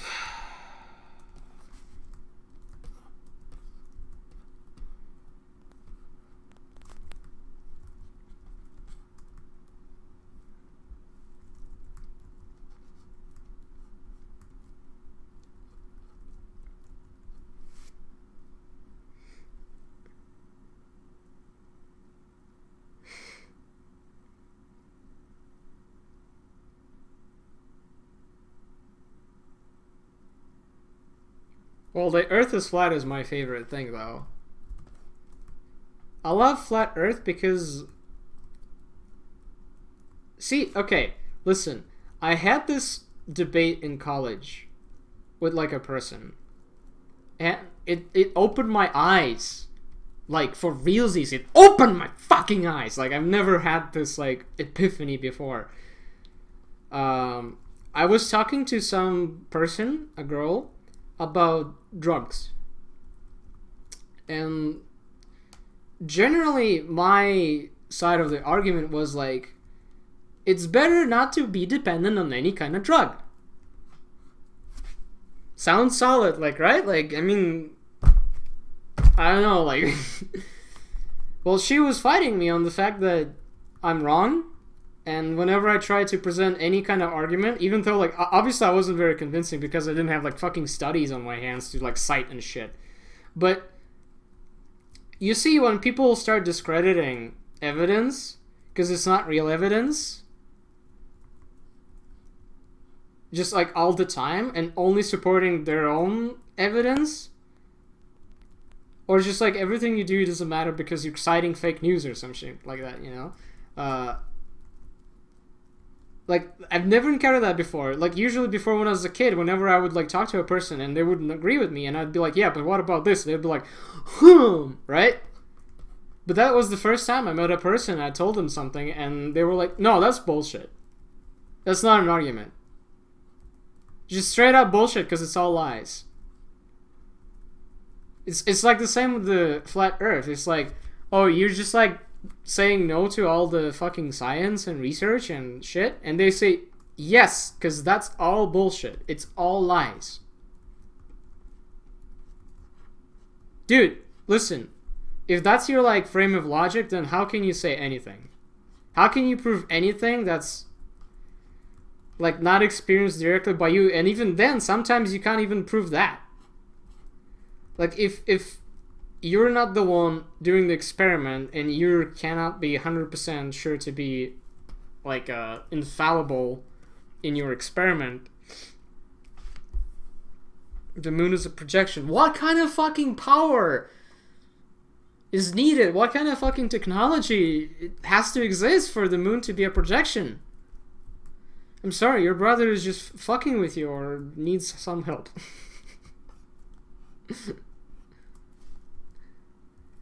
But yeah, my point is, like, whenever a person like that, like, argues with you and they just, any evidence you have is bullshit because whatever reason, because, like, oh, this is a study and it was funded by these people and these people want you to think that, so how can you, like, say that? Because that's then you're obviously, like, citing a biased source. Okay, I mean, that logic can be applied to them too, like, okay, but what about your sources? They're biased towards the idea too. See, the simplest truth is like whenever you want to prove something, you try to disprove it first. Can you prove that Earth is not flat? I mean, prove that Earth is flat. For that to really happen, you have to disprove the theory that Earth is not flat. And you cannot do that without just like solely talking shit on every evidence that Earth is not flat. You have to go and disprove it actively by going through the Earth and being like, see, it didn't happen.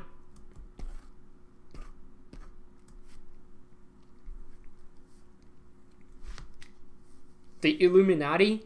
Oh, you mean like the old social club? That's completely harmless and doesn't even exist, arguably?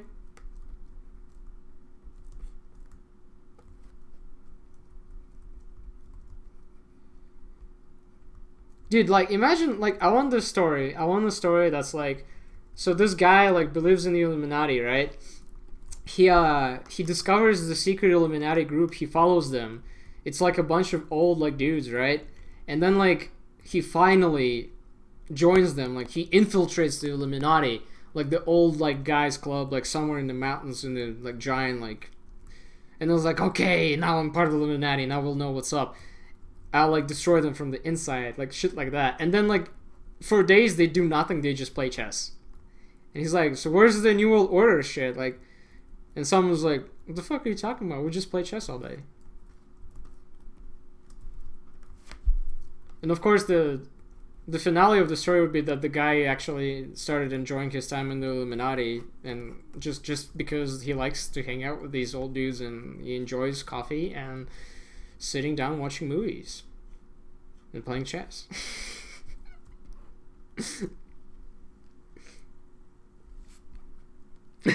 Thanks, man.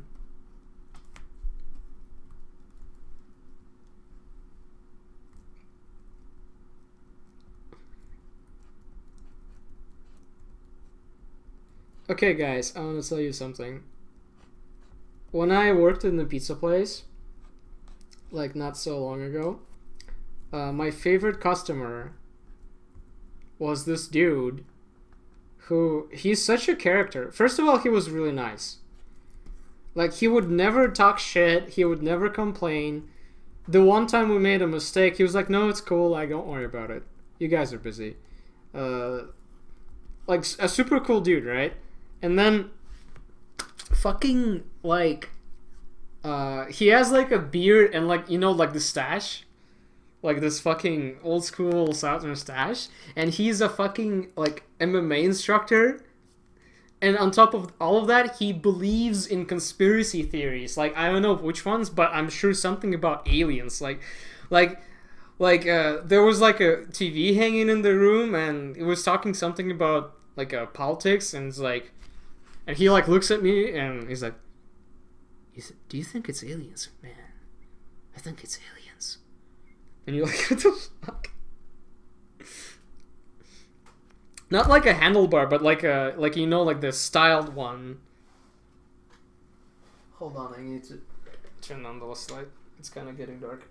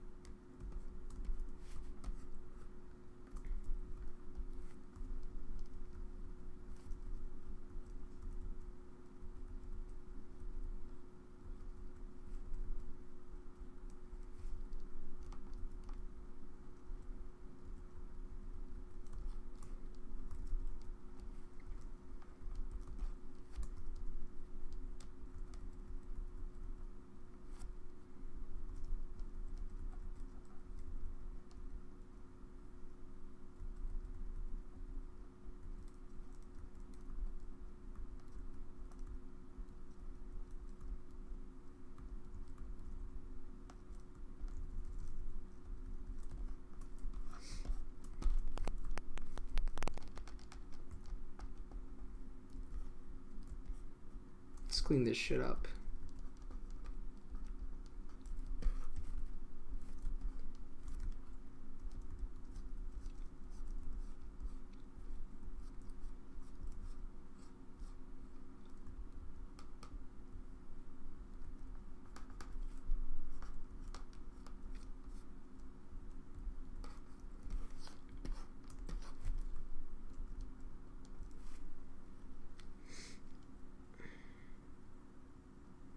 I remember when I was a younger guy, I said the reason there is delay on the phone is because someone traveled back in time and offset the timeline. Oh shit!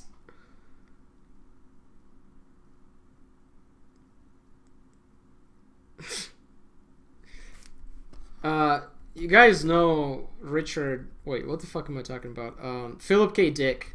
You know the one sci-fi guy who had like all those like amazing stories. The one that were made into like Blade Runner, like a scanner, Sumley, Stark Scanners. I forgot what it's called. The one with drugs in the future and undercover cops.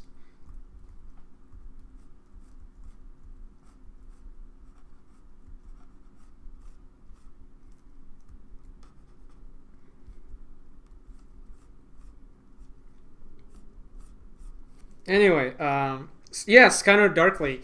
Okay, so do you know that Philip K. Dick went fucking insane? Like, his latest books, apparently, like, he started writing them in a very experimental way, but it wasn't experimental, he was actually insane. Like, he basically started writing a sci-fi book, but it was starring him, and his, like, insane alien ideas were, like, in the book. He was telling you, the reader, about what's happening, and he actually believed that. Like, he kind of, like, struggled with some kind of mental disorder that manifested itself in the book. I had no idea about that, but my friend Ben, who's a writer, who sometimes comes on the podcast, on the streams, he was reading that and he was telling me about it, like how fucking bizarre it got, and he was like weirded out by it because like it's just too weird for Philip K. Dick. And then he looked it up. Turns out he just actually went insane.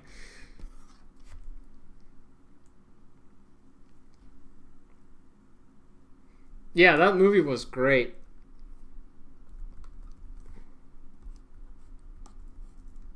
And it looked great too. Like all rotoscoped.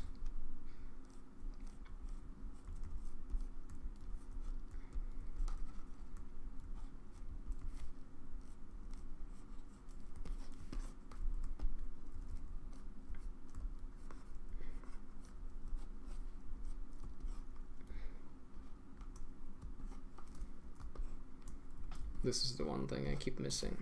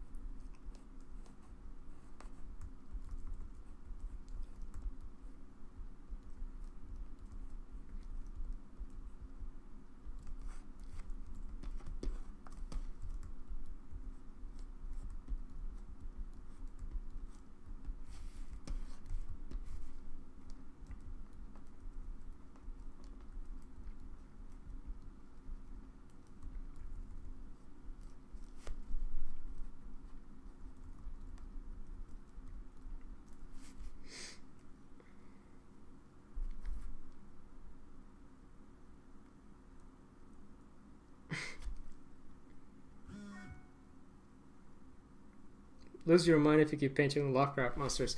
I don't mind if I go insane if it brings me success. I don't want to be insane like Van Gogh, you know, when it cost me my life and friendships and everything. And let's be real, guys. Chances are, if you're insane, that's gonna be the kind that you're gonna experience.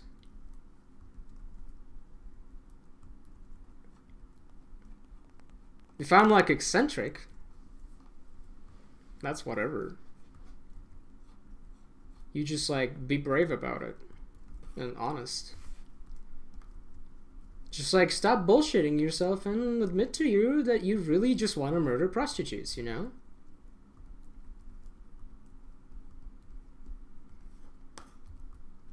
And talk about skincare.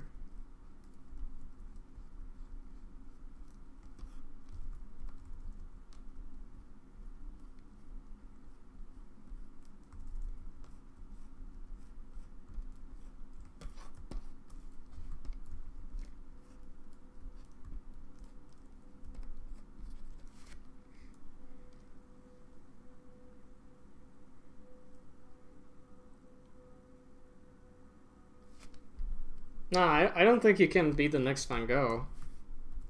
I think like now is not the time for that. Plus, I don't like no one wants to be Van Gogh. Like, would you really want that? Would you want to be like famous, successful after you die? That's like, it's like, I don't know. Like, I'd be pissed. Like, I just imagine him in Afterlife going like, "Oh, now you care, you motherfuckers!" Like,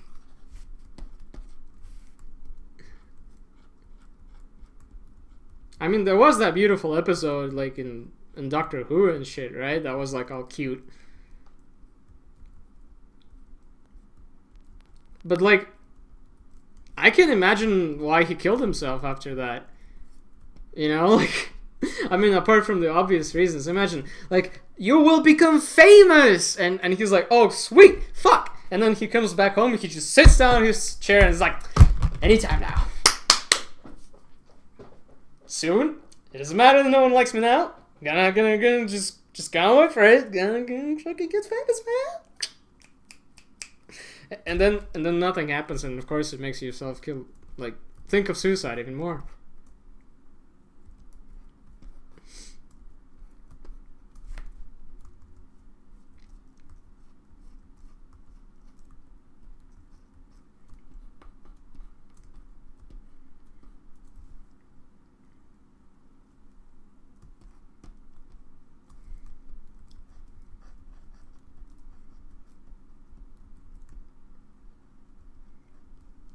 See, the issue is painting with high resolution. You kind of experience this annoying lag.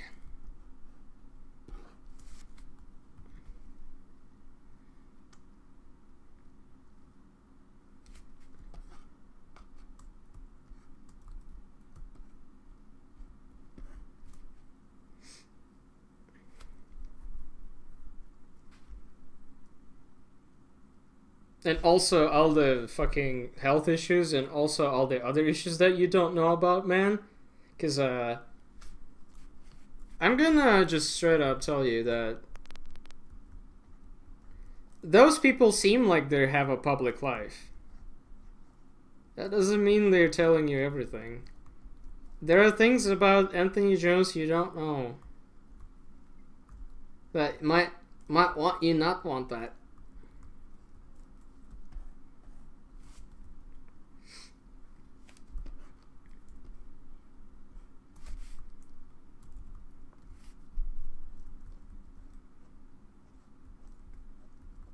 Like, if you ever meet him and go and, like, drink with him and talk about family and shit, he'll tell you.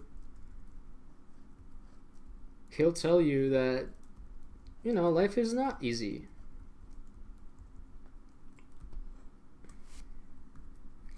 Not a chance. I didn't fucking go and hang out with AJ just so I can blab about it on the internet. All the juicy secrets, man. Nah. I will tell you that he likes playing craps a lot more than I expected.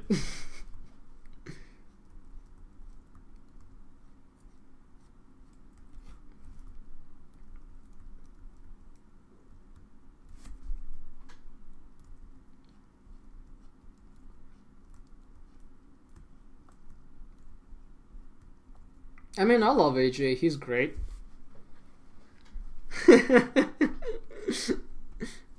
Gossip.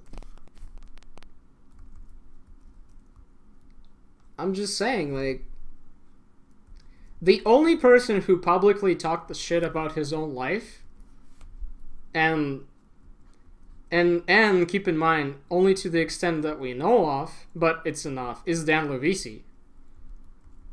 Dan is like the only person who literally told you all the bullshit about like sleeping in an office before, like while nobody knew, you know, that he was sleeping in the office and shit like that.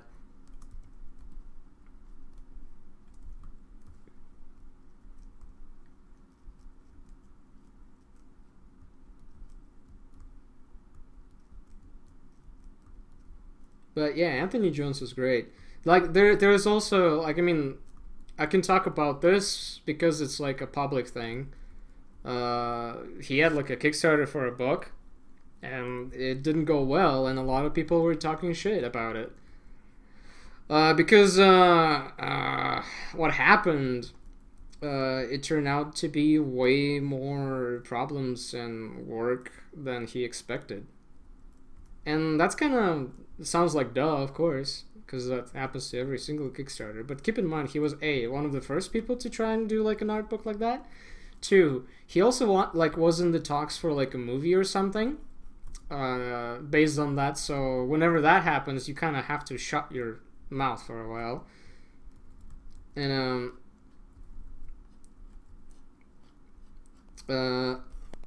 so it was like a thing. But he was kind of not really quiet about it, and he also offered a refund everyone who waited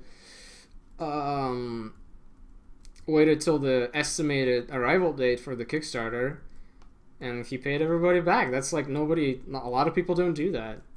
He straight up did that. And like a lot of people wanted to just keep talking shit about him because they sort of like had like it's a fun thing now at some point. But he's like the coolest dude out there.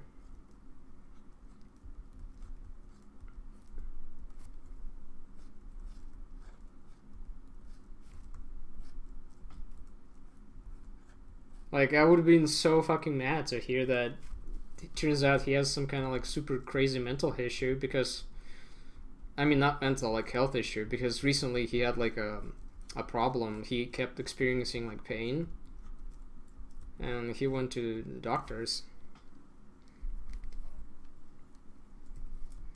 But luckily he had the funds to treat it, and luckily it wasn't anything super bad. So, good.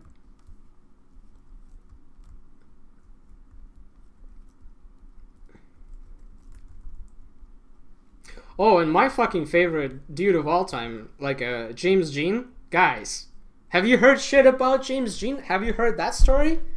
About him and his wife and shit? Hold on. There you go.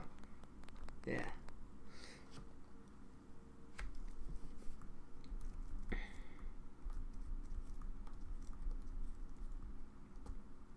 There we go. Like, dude. My man, my favorite guy, James Jean, for like, I don't know when, but for like a year or a couple years, there was a period where he didn't do anything. Like, he just kind of like fell off the edge of the earth. And the reason for that was he was experiencing a very bitter divorce, and the lawyers of his wife demanded that he share 50% of all the income that he made with his work, with his art, with all the shit that he does, all the like books, posters, everything. 50% would go to her. I don't know how that ended up happening. Maybe she had good lawyers. I don't know. Sounds like bullshit, right? But there it was. So if he fucking disappeared, he went to like Taiwan or something, and he just basically bartered for food with his art or some shit. Like, they're like legends now. Like, you know, probably not all true and shit, but all about how he fucking had to basically, like, he decided not to do anything for a year, so because he didn't want to pay her a cent. I mean, honestly, there's so much gossip in the industry that doesn't even have to do with just like shit like that. There's the whole, like, I love Feng Zhu, but there's like so much bullshit about Feng Zhu. Like how he's like an evil businessman, or like how he kicked out Ben Mauro. Like, this is a thing you can see yourself on his Feng Zhu design page. If you've been following it really like I did, you'll notice that one episode is missing. There was like an episode about integrating 3D with 2D, and it featured like a guest, Ben Mauro, from their design studio. And that episode is not there, and they even fixed it so that like episode number 100 is not even there. Something else is episode 100 now. It's like uh, so much bullshit about that guy.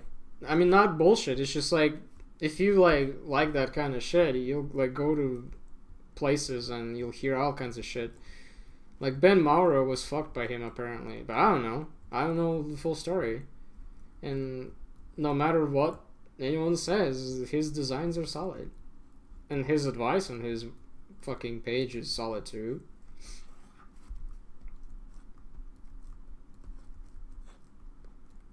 So what if he's a dick? Doesn't mean he makes bad videos. Brandon Fraser? Yeah, I don't know anything about Brandon Fraser. Feel free to tell us.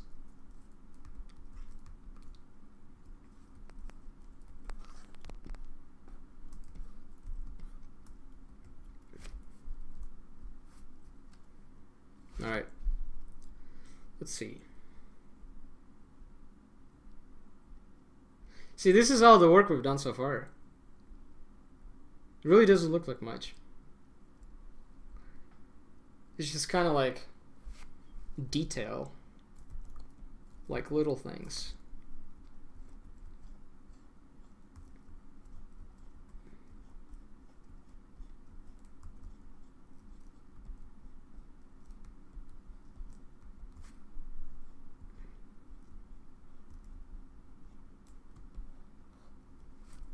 There we go. Fuck, I'm so used to the mouse being on.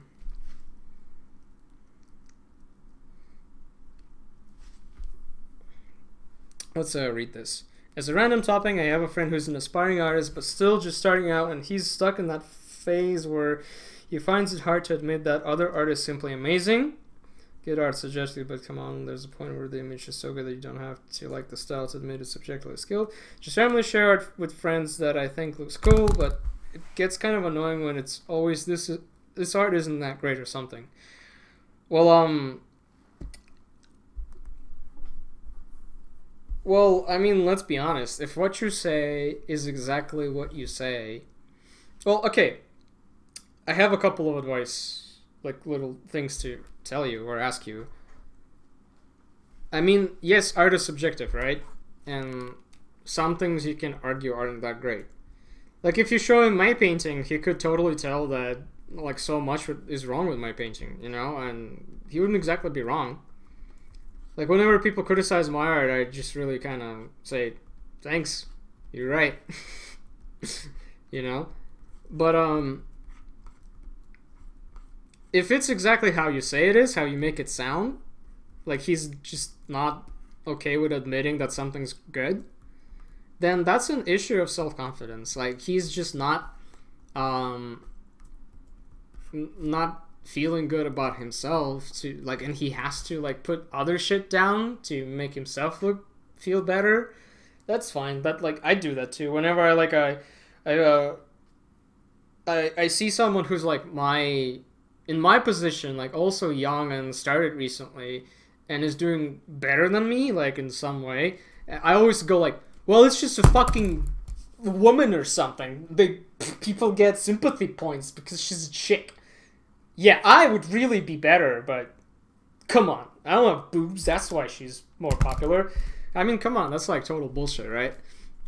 But like it's hard not to say that when you're like a terrible person like me.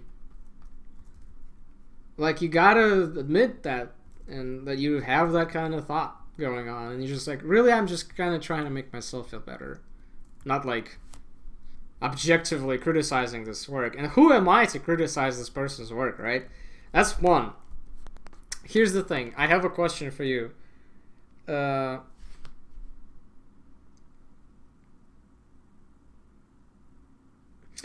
No, actually, you know, I know that feel too, because I say that a lot to myself, because sometimes I'll feel like it's sort of like true, but also not, because whenever you show a person who cares about something great and it lacks something special, that the person cares about, they're totally free to say like, oh, it's nothing special. Like, for example, if someone really cares about storytelling in art, they could totally look at my paintings and be like, this guy is nothing special. He's just like fucking fancy colors and rendering. The fuck, it's whatever, man. Would they be wrong? No, not really. Like, a lot of the times my narratives are kind of dumb, if they're any narrative at all. Like I said, the narrative for this piece is like, this guy's like, ah, and this guy's like, that's the narrative. But, I mean, here's what I would do if, like, I wonder what he would respond with if you did that. Like with people you're arguing with, whenever you try to fight them, they're not gonna budge because they're just like, you know, they're like, no, I'm right, you're wrong. And then you just, it's a dick fight, you know? So what I'm saying is, like, if you say, like, okay, alright, so this is bad, what is good? Like, show me what is good. Like, what do you think is special? Like, if you'd say, if you ask him what is special, then he should be able to tell you what is special. Like, if he truly cannot tell you what is special, then he's just full of shit. Because an artist who thinks everyone's work is bullshit, then... Like, that you know, that reminds me of, like, my friend saw, like, some OkCupid profiles. Or not OkCupid profiles, I don't know. But there was, like, a guy who was talking, like, himself up, like, he's a writer. Like, I'm a writer. But then later, like, in the question, like, what are your favorite books or something, he'd answer with, like, I consider myself more of a writer than a reader, and if you know anything about doing anything creative, that's, like, the most laughable thing you could say.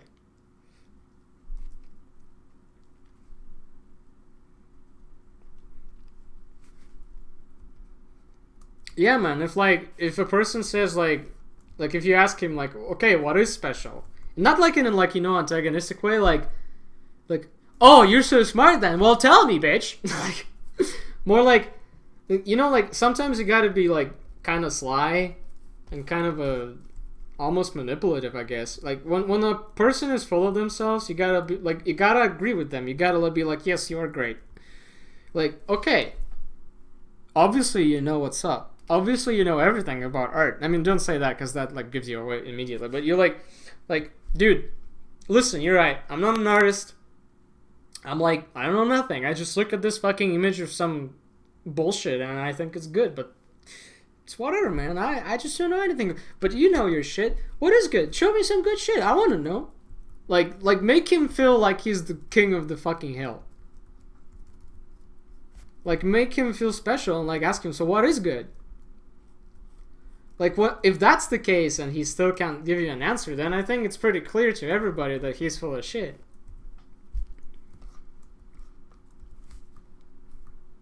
And if that's your problem, that it's annoying that's the case, then just don't worry about it, man. That thing, it'll go away, or he'll just give up. He'll give up because he'll be like, well, art just sucks. Because no one does good art. And then someone would ask you, like, well, why don't you try and make good art? And he'd be like, nah. Can't be asked.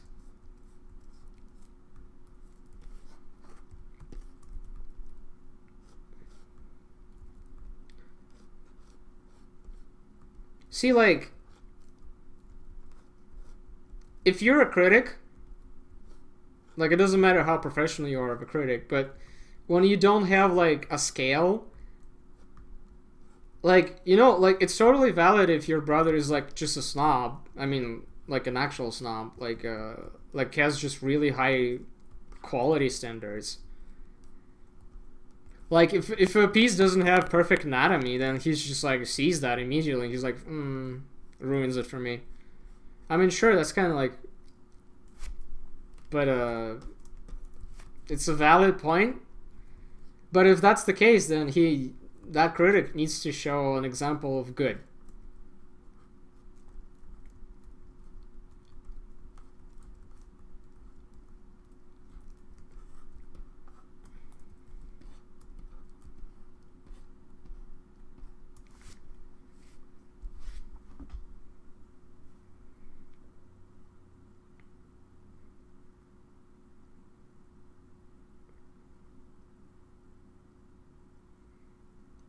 like Legend of the Cryptids or something, because those are sometimes really good.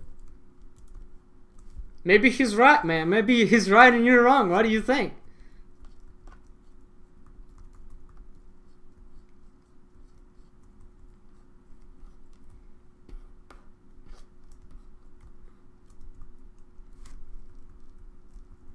I mean, obviously, here's the thing.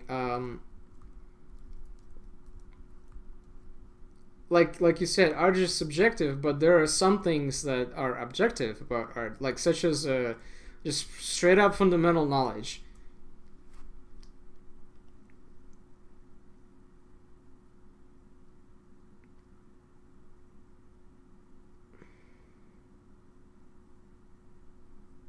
Who is this one artist, man? I want to fucking know.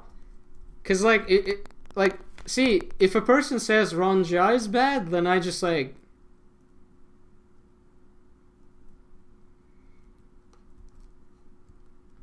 I mean, and then even still, let's be honest. There's no such thing as a bad artist. There is bad art, if anything. Because a good artist might produce a piece of art that's not like completely on the level. That's fine. That happens. We're not like robots.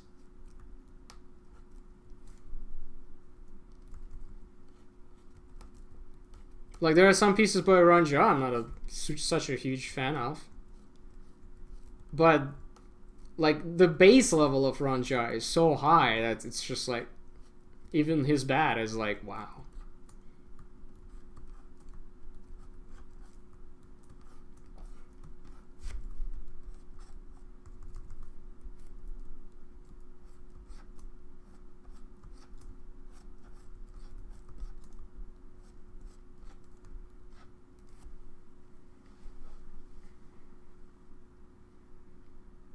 He's not a bad artist. He might be a bad human. Well, it's like that. It's like that case with that dude who wrote Ender's Game. Everyone agrees that Ender's Game is like a great piece of fiction, but the dude is a fucking piece of shit. So what is it now? Is Ender's Game bad? No.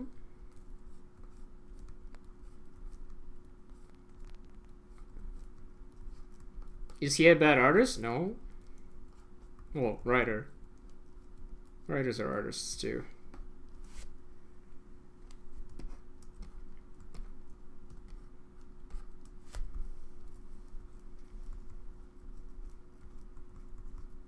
If an artist does good work, but he's a bad person, I mean, his work is not going to be bad, but he might lose following and just like, you know, like people will judge a person by their actions. Is it fair that people don't want to support a person who's not quote unquote good? No, that's just human behavior.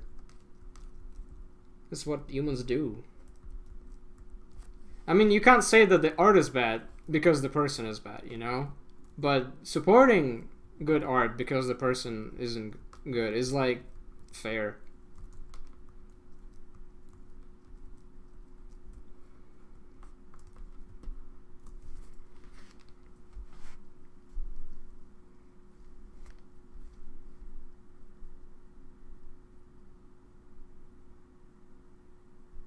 Let's look at this artist. Let's look.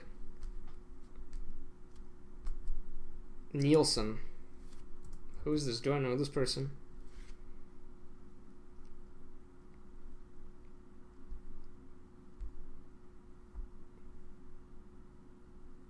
Well, let's look at magic. Let's look at your magic art. I mean, I can already tell that this artist is really like, really cool.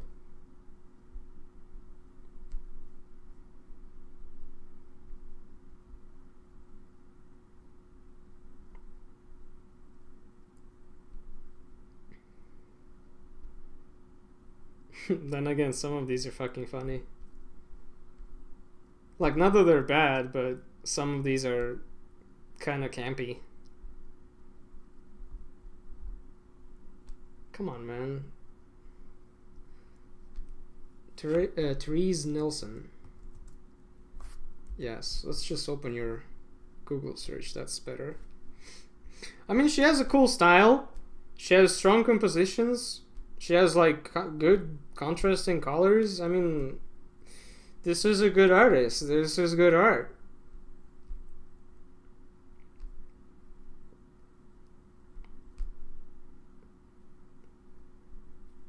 What does he think about Mockbacher? He's the another like artist for Magic. Would be my like question.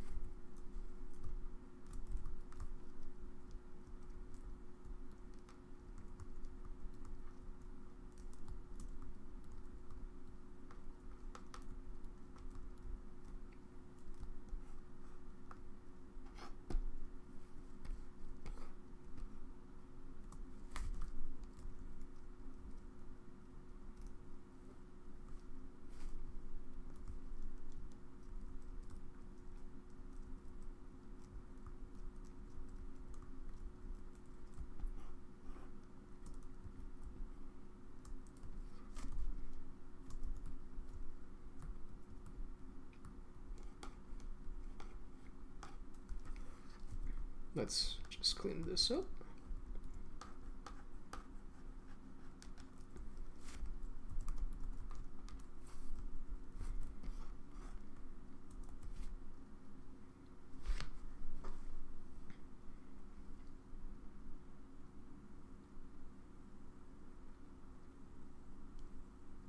I have a question. Like, is he actually like how close-minded is he? Because maybe he's just like his taste is only like one style or one technique is okay. Everything else is not interesting. You know? I mean, like, a lot of Magic art is not interesting to me too, because it's all like kind of samey shit. Like, even if it's technically good, it's just not really interesting.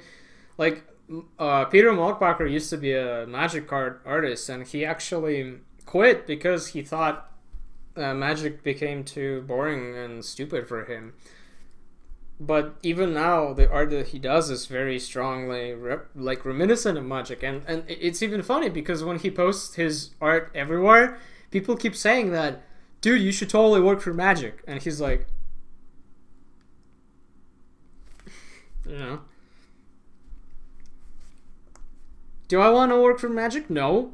Will I work for Magic if Magic is like, hey, you want to work for us? Yes! You see what I'm saying?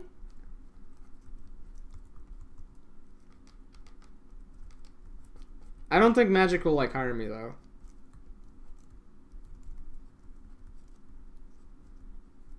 Unless I'm like surprisingly got out of nowhere super popular.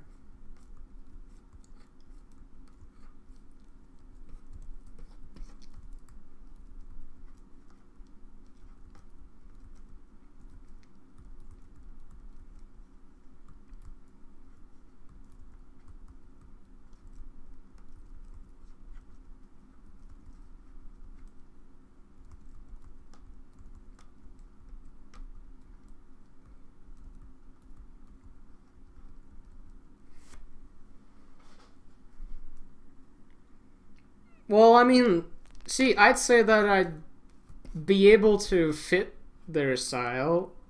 I think I could. But the thing is, I kind of don't like it. Like, I like to go out and try shit, right? So, really, if I wanted to, I would probably sort of... I would have to, like, make something to put in a portfolio that's aimed at Magic, you know? Like, I'd make some work that's like, hey, Magic hire me. That's like the name of the piece. You know? And they'd like look at it and say, yeah, yeah. But then again, Magic right now is trying to like kind of get back into the we are the best kind of game. So they're really trying to hire the actual best artists, which translates to the one everybody knows about. I don't know what Magic is doing these days. Maybe I could get in if I made some pieces. But I mean, the artists that they have for them is like real good, so I'd really have to try. I would have to fit their style, but I would also have to like really work at it.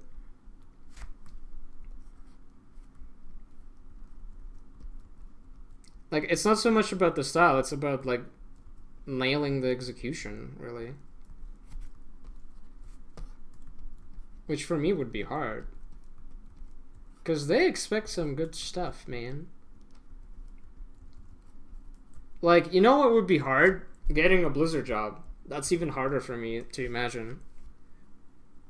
Because Blizzard is just too fucking... Like, not only do you have, like, this very specific kind of cartoonish, but also kind of, like, realistic like a Samwise style that they kind of stick to. It's also hard to replicate. And it's also kind of like... They also have the best artists now. So not only you have to be the best, but you also have to be the best in that kind of style. So, like, good luck, man. But, that said, a person got a Blizzard internship who totally ripped off my art once. So...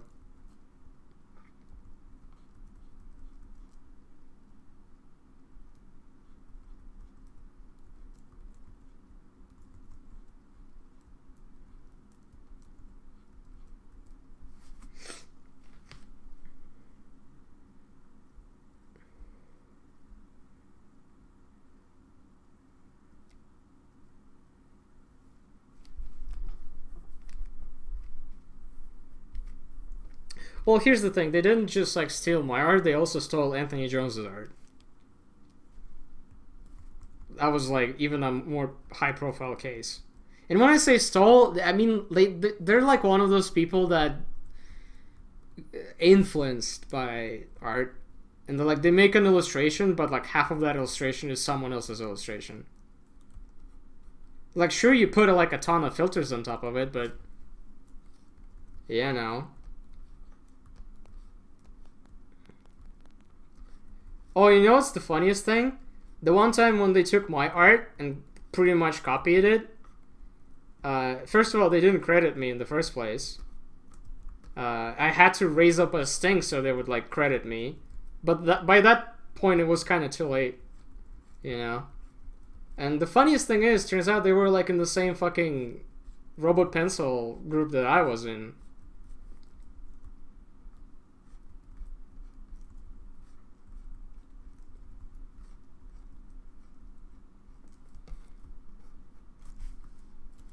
And I just, like, posted that, like, in Robot Pencil group, like, so what should I do about this?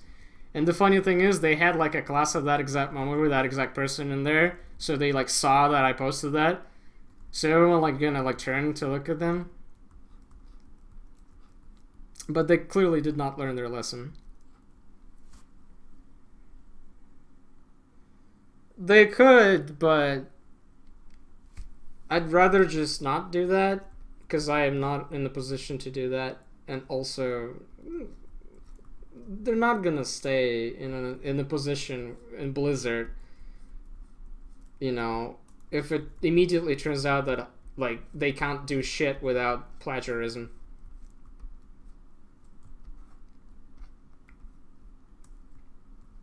You know. And if they can, then, well, I mean, sucks to be me. But it's fair then. Because they got the job. And they can do the job. They just, like, use, like, questionable methods to get there. Because when we start, like, talking about how you got there, it's, like, kind of, like, not missing the point, I think. It's like, nepotism, nepotism. Yeah, but the person can actually do the work. Well, maybe someone can do even better. Like, fucking who gives a shit? The client doesn't care. The client just needs someone now. Why do you sound like it's like the best fit for the job? You should only cry nepotism when it's like clearly an incompetent person. Which, let's fair, happens.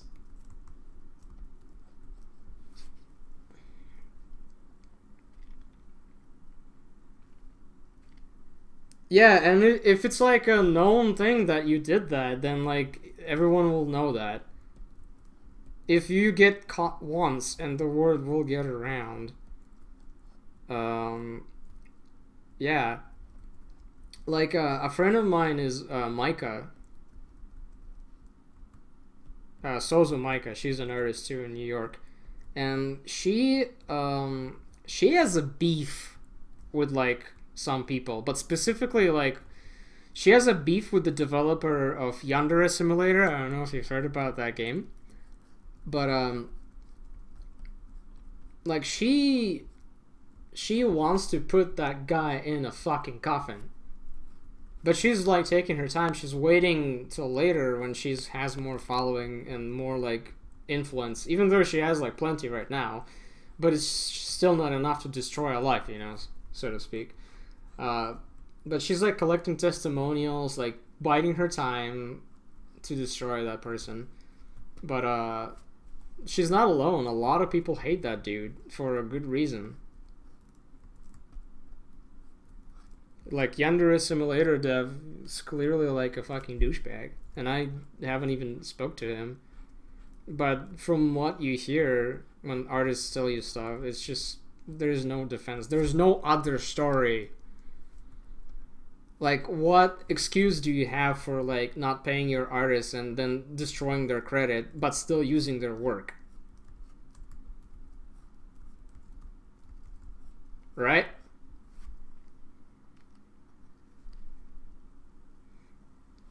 Well, long story short, like basically, like a lot of artists, he's just like a hard dude to work with, and he doesn't pay artists, and when they pull out, he like threatens them, and then uses their art without credit, or he'll take your art, like he'll take the outline, and then make another artist that he paid, who doesn't give a shit, draw over your shit to copy exactly what you did, and then you're not getting any credit. But yeah, like Sozu Micah worked on Yandere Simulator until it turns out that the dev is a piece of shit, so she quit, and then like shit happened, and then she has like there are actual examples in the game, I assume, or in the build, where her art is being traced. And you can see that. Like there's like a specific one. There's like an anime drawing, an anime looking like drawing when one girl is slapping the shit out of another girl, like a slap, and the other girl's like, and that exact like thing is being totally traced over in the game. You can like see it, and she's not credited, and she's not the only one. Apparently, there are like way more people who are experiencing that. It's not a secret. She's not like not talking about it publicly completely, but she's not gonna like make a huge fuss about it just yet, because you know Yandere dev has a lot of support from people who don't know, so she'd have to like strike at the right time, so to speak.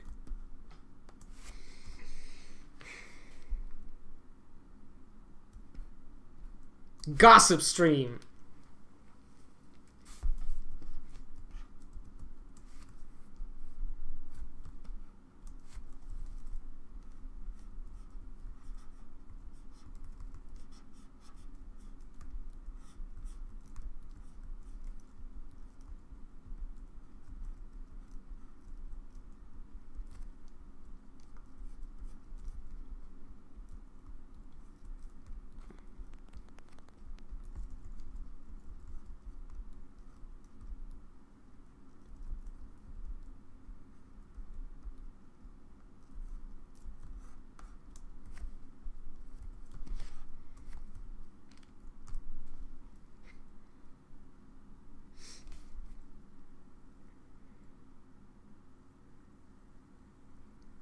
Oh no, dude! Like Madarama shit is kind of almost a real thing.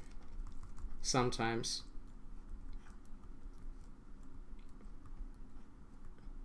And the real problem is that some people actually go for that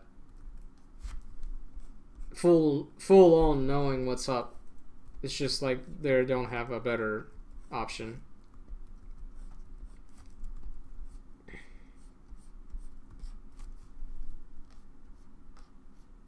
I mean, like, dude, then again, like something similar happens in like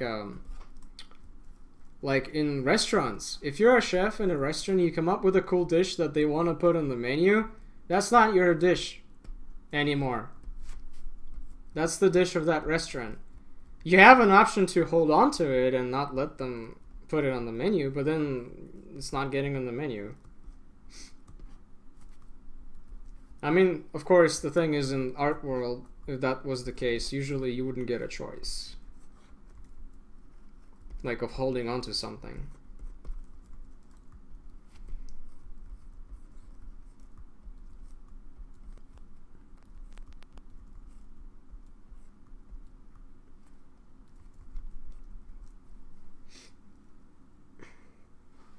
But yeah, really, like, the thing is, like, there's a lot of douchebags, man. And really, are we surprised that there are a lot of douchebags? Look how fucking cutthroat art is. It's so hard to get anywhere. Are we surprised that there are people who are not gonna quote-unquote play fair? Or even, like, argue that there is such a thing as fair?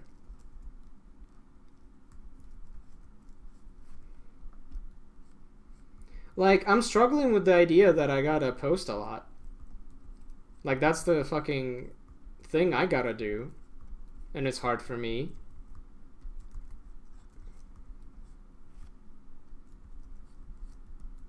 I probably should post a lot of fan art too. Do I want to? Do I look like I wanna? No, but I'll have to do that. Find creative ways to do fan art.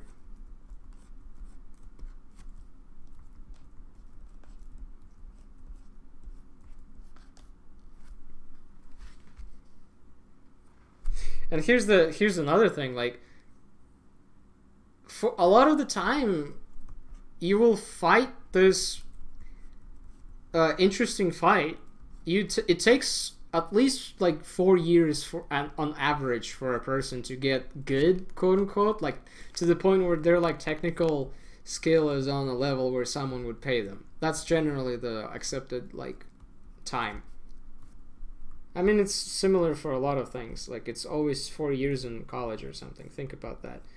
But 4 years of, like, serious art, and generally you're technically there. You know?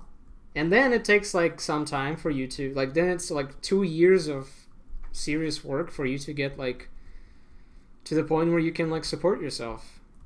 But it's got to be serious 2 years as well. It's not just like 2 years of trying and failing. But 2 years of like breaking your fucking back.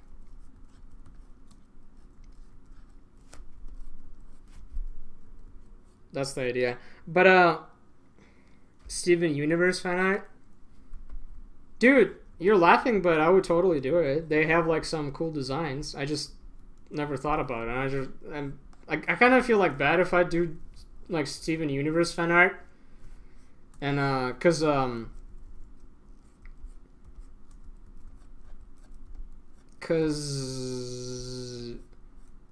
haven't watched it, and I don't wanna like do fan art of something I am not like aware enough of. Like, I watched like one episode, the first one. That's it.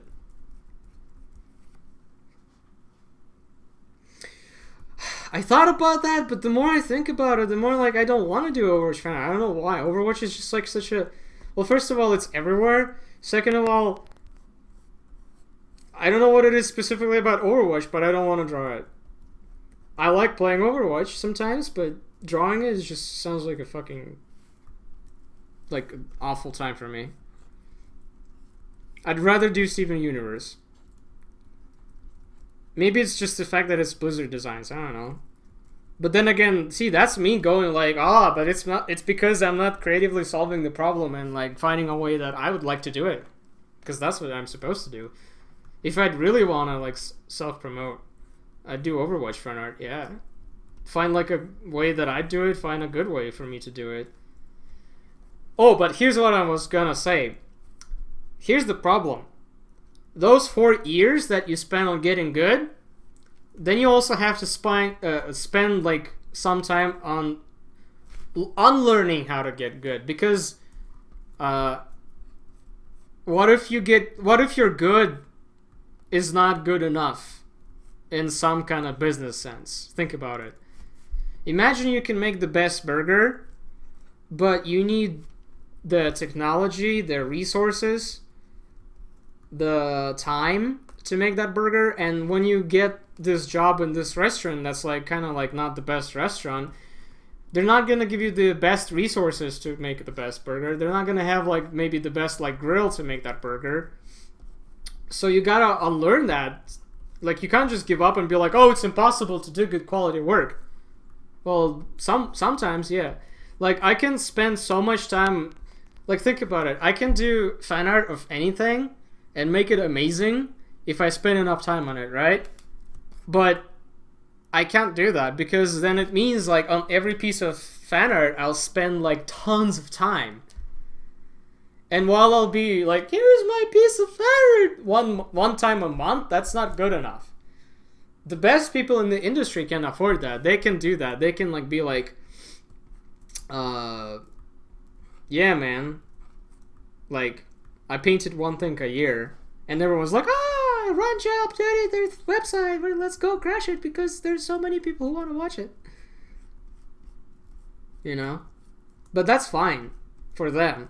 When you're like me, you're like barely known type of guy, you can't do that. You can't afford that kind of like barely posting thing. That's what I'm learning right now. You gotta post regularly. And if it's bad quality, then it's, well, you're back to the posting all the time when you just started out, because now you're not good enough again. But not because you're not good enough, but because you don't have time to be good. So you have to find balance. Post a lot, but also be good. So you compromise, you find styles, you find like solutions. Some people turn to photo bashing again, because that saves time. Except not for like job reasons, but other kind of job reasons, you know?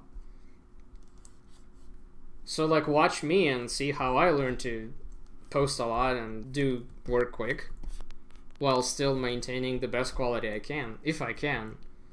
Maybe I'll fail and kill myself. That'll be fun to watch too, right? At least I'll entertain some people. See, I'm a positive thinker.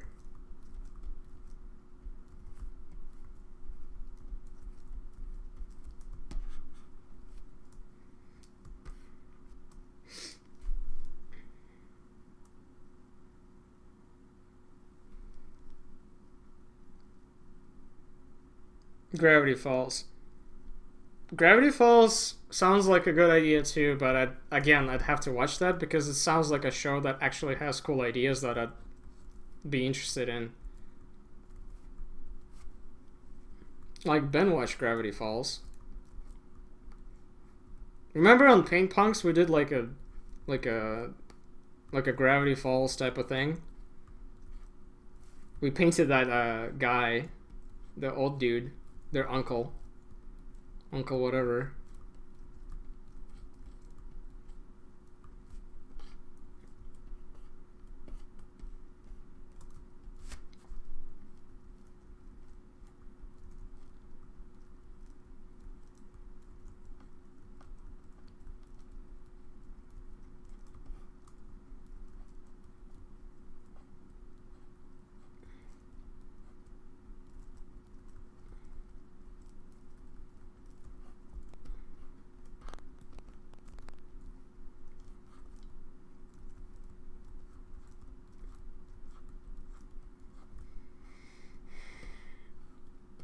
See, what I'm learning now is that the best like painting a face is basically like the best thing you can do because it doesn't really take that much time.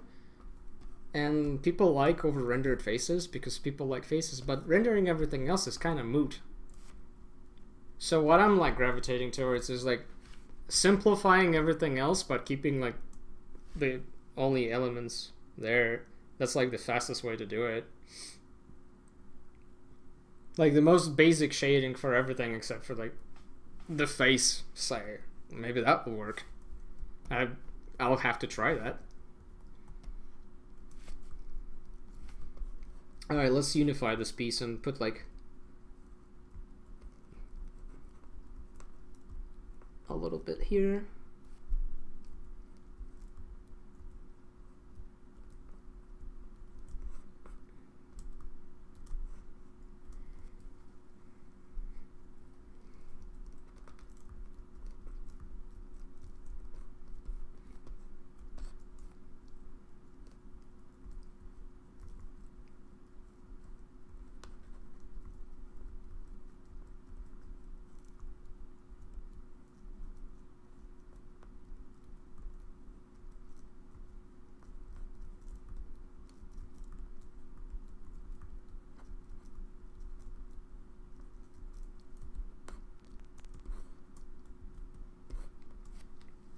Alright guys, I'm kind of like done.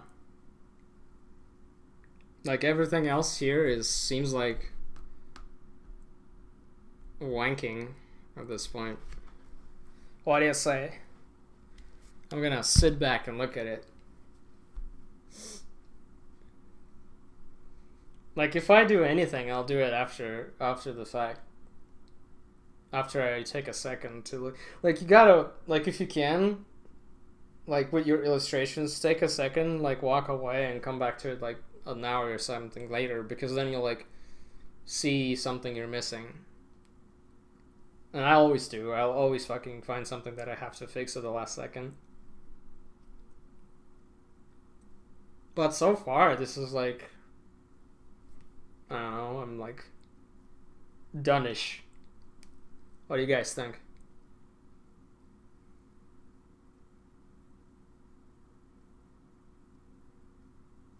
Let's let the hair loose in celebration. Yeah.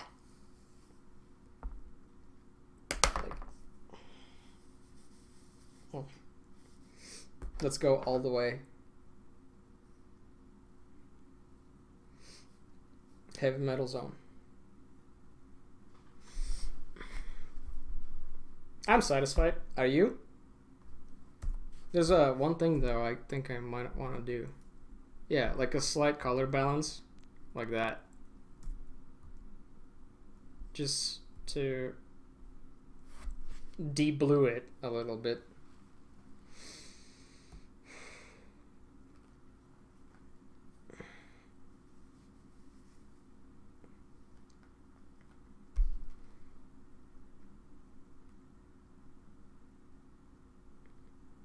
Yep. I think I'm good, guys.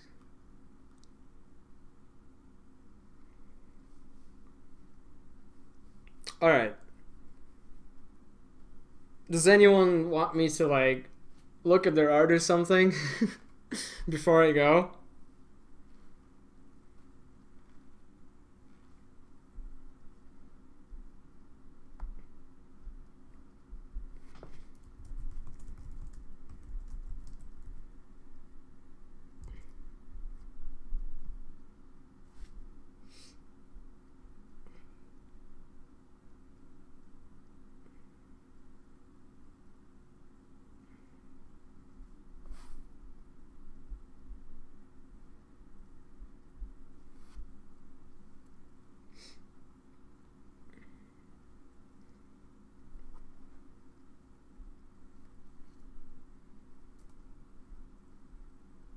Okay.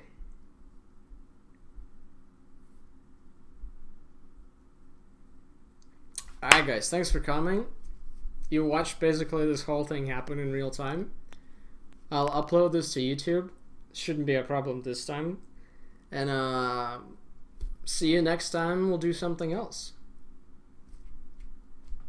Have a good night.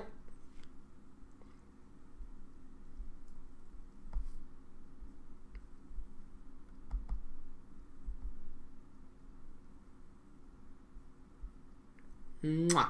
Good night.